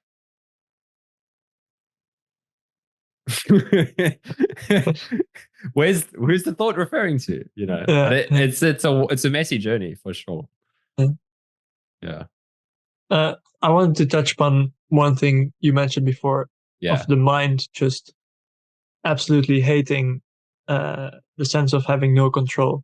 mm, And I want to relate it to the recovery journey and the identity of being ill, yeah, um, where people would even rather stick to the belief of having such and such illness, MECFS, yeah, with no chance of recovery. And they know that there is something wrong on a cellular level with microclots or mitochondria or something. yeah, They would rather, people, and I'm not blaming them, yeah, but people will rather stick to such a belief, like maybe worst case scenario, yeah, than being in the uncertainty of we don't know. I don't know. We don't know. Scientists don't know what's yeah, happening. Yeah. yeah, Even I don't know what happened the past few years. yeah, I have some kind of idea about it, and things seem to be working. yeah, I'm recovering. You've recovered. You see many people recovering, but fundamentally, I don't know shit. yeah, And exactly. but people will rather cling on to the absolute worst case belief Yeah. there is, than to open up to just not knowing. Yeah, because Um, it's certainty, it's mm, familiarity, and it's identity. It's like that's the three things that the mind will value and completely run from otherwise. yeah, You know, so it's like, what do you want to say? yeah. Well, you would think it would be better to cling on to the belief that you can recover, Yeah, especially if some cases provide themselves of people who have recovered. You can. Why wouldn't you want to um, cling on to that belief? yeah, What I wanted to say about this is just, I mean, Kyle and me both have experience with posting stuff about recovery on Reddit and yeah, just getting obliterated with hate and stuff. And yeah, you know, it's it's sad to see, I think, but yeah, people take it the wrong way. This whole opportunity of trying of healing in a different way, yeah, uh, and it usually gets put into the box of, oh, they're just saying it is in my head, yeah, and in some certain way it is all in your head. yeah, um, Not to say that it's mental. it's yeah, it's not a psychological thing that's going on here. There are yeah. There's very deep. physical, there's Yeah. physical symptoms, but the suffering, you know, it's like, yeah, it's such a fine line to walk there, because Yeah. yeah, in one way of talking about it, we can say it's all in your head, but it's not to deny that there is very intense physical stuff going on. Mm, There yeah. is, but it can stop becoming a problem when you drop all of the mental interpretation of the physical stuff, all of the resistance to the physical stuff, all of the narratives, all of the identities, all of the stories. If you can let go of that, which your mind won't want to, as you excellently pointed out, like the mind chooses the familiar suffering over the potential of the unknown, right? Mm, And again, it's not a judgment of anybody. I was there. I was doing that. You know, my mm, subconscious mind was doing that. It wants to be comfortable in knowing that for the rest of my life, I'm stuck with this and it's uncomfortable, but it's stopping us from free falling into experience, and that will include uncomfortable experience. So yeah, it's such a key part of it. And it's like you said, like talking about this stuff, it's very triggering for some people. But you know what I've actually found recently, like, because we were talking about it, it was actually, I made that Reddit post because, you just started posting and I was like, oh, maybe I'll go post something on the big Reddit forum because I haven't. And it actually, I've been a little bit more kind of sharper and direct ever since then, because in the past, somebody would like express those beliefs on one of my videos. They would say like, oh, like recovery is not possible. This is a load of nonsense. You were never sick. You clearly had a psychological illness and I have a physical illness. And, I've gotten some really horrible comments like, oh yeah, you clearly have mental illness. Like this is a load of horseshit. And in the past, I would actually just ignore the comments because I was like, well, I don't want to kind of get caught up in my own reactivity. I'm going to use this as an opportunity to feel into what is this bringing up in me. And that was a good phase for me to go through. But what I've realized is like somebody actually said it. One of the nice people that was kind of commenting on my Reddit post, they pushed back against this like tide of toxicity. And, he just said like, yeah, I've been seeing this happen so much. And it's enough. Like these people have been kind of squashing out all of the recovery stories for so long and like overruling it with this fear stuff. And that really resonated with me. It was like, yeah, I would rather kind of push back against these people because it's enough. It really is enough. Like, people behaving like that. Sure, I understand if you're stuck. I understand if you're struggling. I understand if you're hopeless. And I have videos and I talk about how to deal with those feelings. But if somebody's going to go around saying, you were never sick, you can't recover, it's like, this is the type of stuff that keeps people stuck.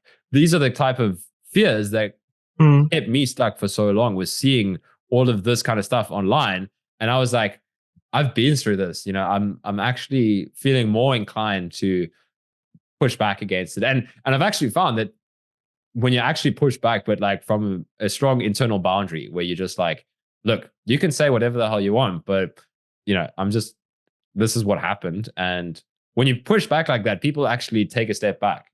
Those kind of people are so used to the recovery people just like laying flat, because I think people that have recovered have a tendency to be like, well, if you don't, that's your shit. Like if you don't want to do that, then I'm going to step back. And I think that's good. That's important. But when the comments come to me from now on, I'm just like, look, I understand, but I'm not taking this shit anymore. It's like somebody actually needs to, it's not like there's a trap of like, oh, I need to go and change the world kind of thing. But it's more just like, it's boundaries kind of like when somebody is behaving like that, it feels important to be like, you can't just go around doing that in a sense, or you can do whatever the fuck you want. But if you come here and you behave like that, well, it's not just going to be let slide. It's like if you're coming to these recovery channels and commenting about how recovery is not possible, it's not just going to, stay there. That's just kind of my shift in like approaching this kind of stuff recently. Yeah, good insights. I think usually the people that will say like, you maybe weren't ever sick in the first place, those are the same people that when you were sick were commenting, yeah, you got this and this illness and you will never recover. There's no possibility. It's just you got out, and that's not, it doesn't fit with the beliefs of them of that there is no way out of this. And like I also commented on one of the other hateful comments. I said like, yeah, this is the blind leading the blind. Yeah. You should listen to people who got out of this and not the people who are still stuck and saying whatever, Yeah. If you want to just ask advice to someone who's already done it, that's like exactly. It's such a, but I love that. Like, it seems like such a common insight, but like when you first said it like so clearly, I was like, that is so true. Like people often don't think like that, where it's just like, yeah, I want to kind of affiliate with the people that are the same as me, because it's Mm, challenging to let go of your beliefs, so it's mm, like, okay, yeah, all of these people are stuck and we're in complicity that I can't recover. And then somebody comes along, and it is like a cult, because especially on the Reddit forums, like there's a whole mm. group. And then like what happened with my post, like somebody shared it onto the CFS ME, which where I was never planning on posting because I know it's a toxic Yeah, cult. it's and it is like a cult, because then they all come onto your post. And there was like a few positive comments on my post that someone was just like, oh, this is helpful, thank you, I'm making progress, and it was nice of you to share this. Boom, mm, like 10 downvotes on a yeah, Reddit. yeah, Like, yeah, why is a comment like that getting yeah, downvoted? It's like because the cult of toxicness came in.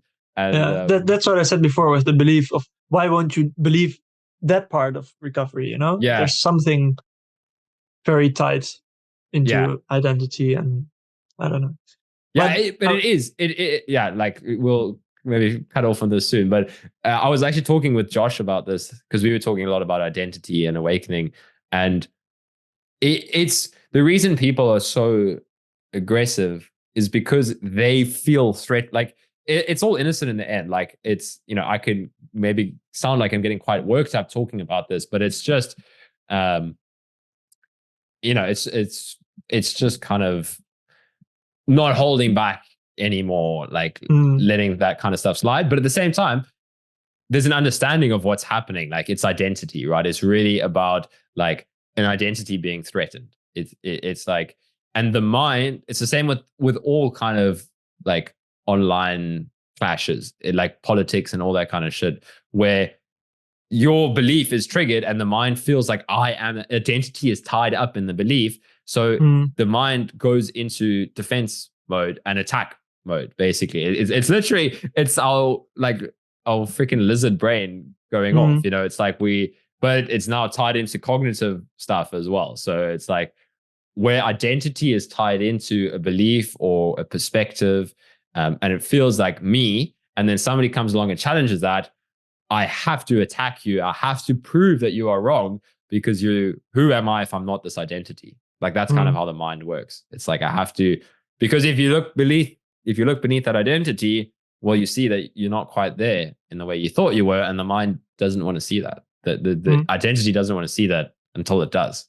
But even when it does, it doesn't really know what it's going to see. yeah. So yeah, Someone said to me a while back that he participates in life with high involvement but no attachment. yeah, And that's what makes me think about how you go against that. You can yeah, involve in the discussion and say like, okay, this is enough, yeah, but there's no attachment to any, changing the world identity or yeah. maybe. But you That can still have some involvement in discussion yeah. or. That's a really good point, because I felt like I was too much aligned with the non-attachment side. And then you don't realize that's still a fixation out of fear, because it's Mm, unknown to know what is it like if I actually engage more. And that's mm, kind of what it's also like, speaking more publicly about awakening and all of that. It was like I went through the important phase of no attachment, but it was like it's kind of, I think in one of my recent videos I spoke about it. It's almost like there's a space where your authentic expression was missing in life, and it's now like you actually allow yourself to express, but there's no beliefs around this shouldn't be happening, right? So even mm, even when something like that happens with like a negative perspective or whatever, it's like, this is what is happening. This is what is happening. And I can feel whatever comes up with it. But at the same time, I can respond in what feels most authentic. And like, I realized for a while I was too much fixated in the just letting it slide thing, where it's like, actually, it kind of feels, you know, more important and more authentic to say something, to actually mm, get involved. But and you can kind of see it. Like I can see it with people that inspired me. Like when I would see somebody speak up, and you can do it from a space of not being a dick, but you also don't need to take somebody else's shit. So it's mm, like, okay, I don't have to get childish, and because that's what probably used to happen before all the shadow work's been done. Like if I think about it, like if a conversation like that would have happened, I would have gotten so triggered probably that that's when people resort to like, then you see it on Reddit, like how things just kind of get out of control. Whereas now it's like, okay, but I can actually be quite calm and equanimous, but speak like passionately, or passionately is maybe a little bit misleading, but like do what feels authentic, I suppose. But yeah, the way you said it is this bang is on. About finding the middle way. Yeah, like exactly. Moving one way, then moving another way, and eventually exactly. Yeah. you'll find it. Because the mind always wants to fixate somewhere. Like Angelo said this so many times, and everybody else that talks about this, like Violet and whatnot, where you can fixate in the relative of, being a human, being an individual, being separate. Then you can have a shift, and then you fixate in no self. You can fixate in there's nobody here. There's nothing to care about. There's no responsibilities. There's no life. That's going to lead to suffering as well. And then you find where absolute meets relative. You find where the awakened perspective meets being the most purely human you could ever be. And that feels like the most right thing ever. Like that's what feels right. It's like not being a human without realizing that you're not actually an individual, and it's not realizing that you're not an individual and you can escape the being a human. That feels uncomfortable, and that's kind of where things have kind of funneled to for me now. It's like, where do they meet? Where does and that's kind of what expression feels like now. It's like, yeah, okay, I'm just a human and I can express as a human, but at the same time, there's this perspective of there's just this moment. There's nothing else. There's literally nothing outside of this, and that's what feels right in the end. But but it's completely okay to go down all those paths. You just have to be willing to be honest with yourself. Like that's what Angelo always said, and at first it would sound like a little bit skeptical to me. He would always say like, all that really matters with this is if your heart's deepest yearning is like to go down this path, to wake, whatever way we talk about it, to awaken, to find truth, to know yourself. Like if that's your true deepest yearning and you're authentic with yourself, you will keep coming back. Maybe you go all the way there, but if you're honest with yourself, you'll find your way back. Maybe you'll go there. The specifics is different for everybody. But if you are authentic and your deepest kind of, because the mind has so many competing agendas, right? So there will be a part of you that wants that, and that's okay. Go and explore that. There will be a part of you that wants to be rich. There will be a part of you that wants to have a successful family. There will be this. But when you realize the absolute truth, then you can actually enjoy all of those things without attachment. Like you said, you can make a lot of money. You can do this. You don't have to live in scarcity. Like awakening doesn't mean you have to like take off all your clothes and go live on the street. Although the mind can interpret like that for a while. I did. I was like, oh, I'm happy to like not have anything anymore. But what I didn't realize is I was repressing a side of myself with that. I'd gone too far this way. And if I was truly authentic, there was a part of me that's like, no, I actually want to enjoy the comforts in life. I actually want that, but it doesn't fit with my awakening identity. Like the part of me who's the awakened one now, he shouldn't like those things. Yeah. And it's like, no, it's like, where do they meet? Come back to the middle. And it's all allowed then without attachment. Yeah. Yeah. Fantastic. I can feel into this really well. Yeah. Yeah. But also maybe to end all of this is to say, if you resonate with this, fantastic. I mean, you're in a good place. But this is quite far. Yeah. This has taken me also a long time to be able to resonate with this. Yeah. And it's fine if you don't. And also when we're talking about people on Reddit with identity stuff, and if that scares you off, that's fine. Just try to focus on the other aspects of this journey, that recovery is possible, and you can approach it in many different ways, and you can take it as deep as you want. Yeah. If this resonates with you, the other side, the awakening side, go for it. I mean, it will help your recovery. It will help with everything it will feel at times like it's the worst thing you have done ever. You will be suffering more. Other times things will be free. But if it resonates, take it on. If Yeah. it don't, if it doesn't, if parts of this conversation felt like weird or you can't reach it, that's fine as well. Go Yeah. to Braden Eagle's videos maybe and watch more of the videos about brain retraining and stuff. And Yeah. yeah, I would just want to say that to Yeah. not care of people. Yeah. No, I that is so important, right? And because that's why Angelo resonates so much, right? Because he doesn't like fixate on anybody. Like that's so important with talking about this stuff is the compassion, understanding of it's like you as you are, whether you're an identity here, whether whether like this sounds like a load of nonsense, that's all okay.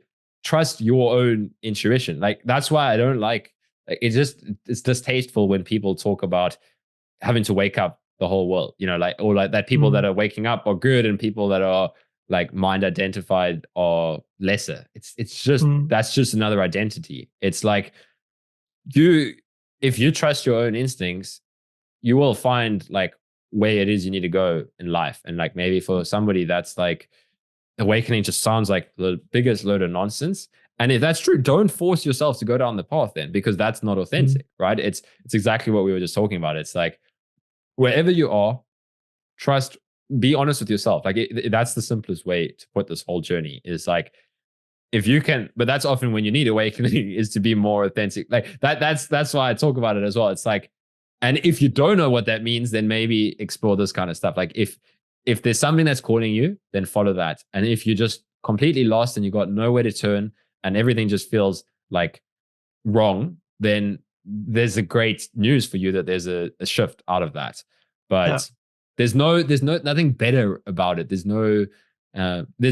better if it's authentic to you and you're repressing it, right? So for somebody that needs to kind of wake up and only you can tell if that's you or not, it's better for them to wake up than to not wake up. But for somebody who needs to go on, like I know like friends of mine or people that I just meet along the way, I'm like, you focusing on awakening right now would actually mess up the good that you're busy doing with your expression right now. Like there's people that are kind of doing what they need to be doing, and investigating the deepest structures of identity is probably not going to be that helpful for them at that moment. Like and it's not anything. It's very disruptive. Yeah, it's very disruptive, right? But if you've already been disrupted and you're just suffering, then it's like you're in a great place. It's like you're in the best possible place you could be if you're willing to kind of let go. The suffering directly points to this opportunity of So it's that's also what you often said, and I resonate with as well. That after a while, awakening becomes more interesting than recovery. Yeah, and I'm definitely at this phase right now where I kind of see recovery as like a tool to go deeper with awakening. To see whenever I am suffering, whenever I'm experiencing symptoms, that's the doorway to step deeper into aspects of myself going inward. And so that's where I'm at right now. And exactly. But that's the best like possible perspective. Even if we're not interested in awakening, just look at your discomfort, look at your challenge. And again, it's easier to say this, like look at it like this, but often people are only willing to do this once they've gone through the kind of steps that we've been chatting about in this whole talk. But use that, like that, as we said, okay, so maybe this doesn't resonate or whatnot, but for anybody that is struggling a lot, like, and this is, I remember listening to one of Angelo's retreat talks, I think from December, the one where he spoke about like suffering is enlightenment, since nirvana is samsara. Like your struggle is your freedom. So look at your struggle, right? Like whenever there's symptoms, whenever there's suffering, that is exactly where you want to go. Like it sounds crazy to the mind. It sounds like the biggest load of nonsense ever, but it's the truth. Like everything you're wanting, all of your seeking is in the suffering, the struggle as it arises. Trust me, like as a thought experiment, if you could make a study of your own suffering, like of what's causing you to suffer, of, suffering as it arises. If you could like become the biggest investigator of that for anybody out there, and then you want to test what we're saying, like that's what's more important. It's not about believing what's being said yet. It's test it, right? If someone says your suffering is your freedom, and you're like, no, that's not true. Well, what's the only way to test it? Like for people that like awakening sounds sounds like woo woo or nonsense. We'll come back to the most skeptical possible mindset that you could ever have, which is the only thing I can trust is my direct experience. So then do that, right? So like when the suffering is there, like, okay, these two guys on YouTube were spewing a whole bunch of nonsense about like suffering is freedom. That doesn't sound true. Well, what's the only way to get to the bottom of this? It's like, let's look directly at the suffering with a like microscope and see whether it's true or not. And then, maybe we'll all be talking about it. We'll never know. We'll never know. Yeah. We'll see. We'll see. We'll see what's in the next present moment. When does this moment end and the next one begin? Yeah. That was good. Yeah. I think that's a good spot to end it. Yeah. Yeah. Well, yeah. Thank you so much I mean, this has been excellent, dude. Like it's funny. I was listening to one of Josh's talks with he's interviewed a lot of people on his YouTube channel, and he would often say like, yeah, whenever he would have a conversation with this guy, the insights would just kind of fly on their own. Like you're just talking like two people, and then the kind of process of that conversation just leads to new insights like popping up. And that's what I find with talking about this. The same when I was talking with Josh, or like talking with people about this, is like in the like relation of both of our experiences, like you sharing from your experience and me sharing from my experience, like those meet together and produce like an insight that we wouldn't have had on our own, if that makes sense. Like it's through the way that you talk and the things that you say that brings out like a different perspective in me. And I'm sure it's like vice versa. So these conversations are so cool because it brings out more insight that could have ever happened like individually, Yeah, definitely. I think they can be very helpful. Also, when you say something, it just reminds me of something I completely forgotten in my recovery journey. Yeah, and then exactly. We can find the middle way and come to a helpful conclusion. It's literally just like bringing, like, it's almost like this thing happening on its own. It's like the conversation is like bringing out insights out of either of us, and it becomes this kind of like beautiful thing on its own. Like just kind of, who is washing the dishes? Who's washing the dishes? Who's having the insights? Yeah, awesome. I think this is going to be so helpful for so many people. So yeah, I can't wait to put it up there. Yeah. Thank you, Matt. Can't wait to see it. Yeah. That was a pleasure. Awesome. Good luck, everyone. And just know you can do it. You can feel everything that arises, everything that's here. It's already felt, and you can feel it even more deeply. Even if it feels like you can't feel it, you can feel that. Yeah. Even if it feels like resistance, you can feel the resistance, and just try to stay open to whatever. Yeah. Beautifully said. Because you can be struggling, but just hopefully this can give you a little bit of kind of, I don't even want to say hope. I want to say like motivation to go deeper into yourself, because hope is flimsy. It's like we said, hope is doubt in a what's few on moments. The other side of the coin. Yeah. It starts as hope and an hour later it's doubt, and that's fine. But yeah, however this lands, like hopefully it can just let you know that you can, this is not something special. It's just about seeing clearly what's happening in your own experience for everybody listening to this. So yeah, perfect.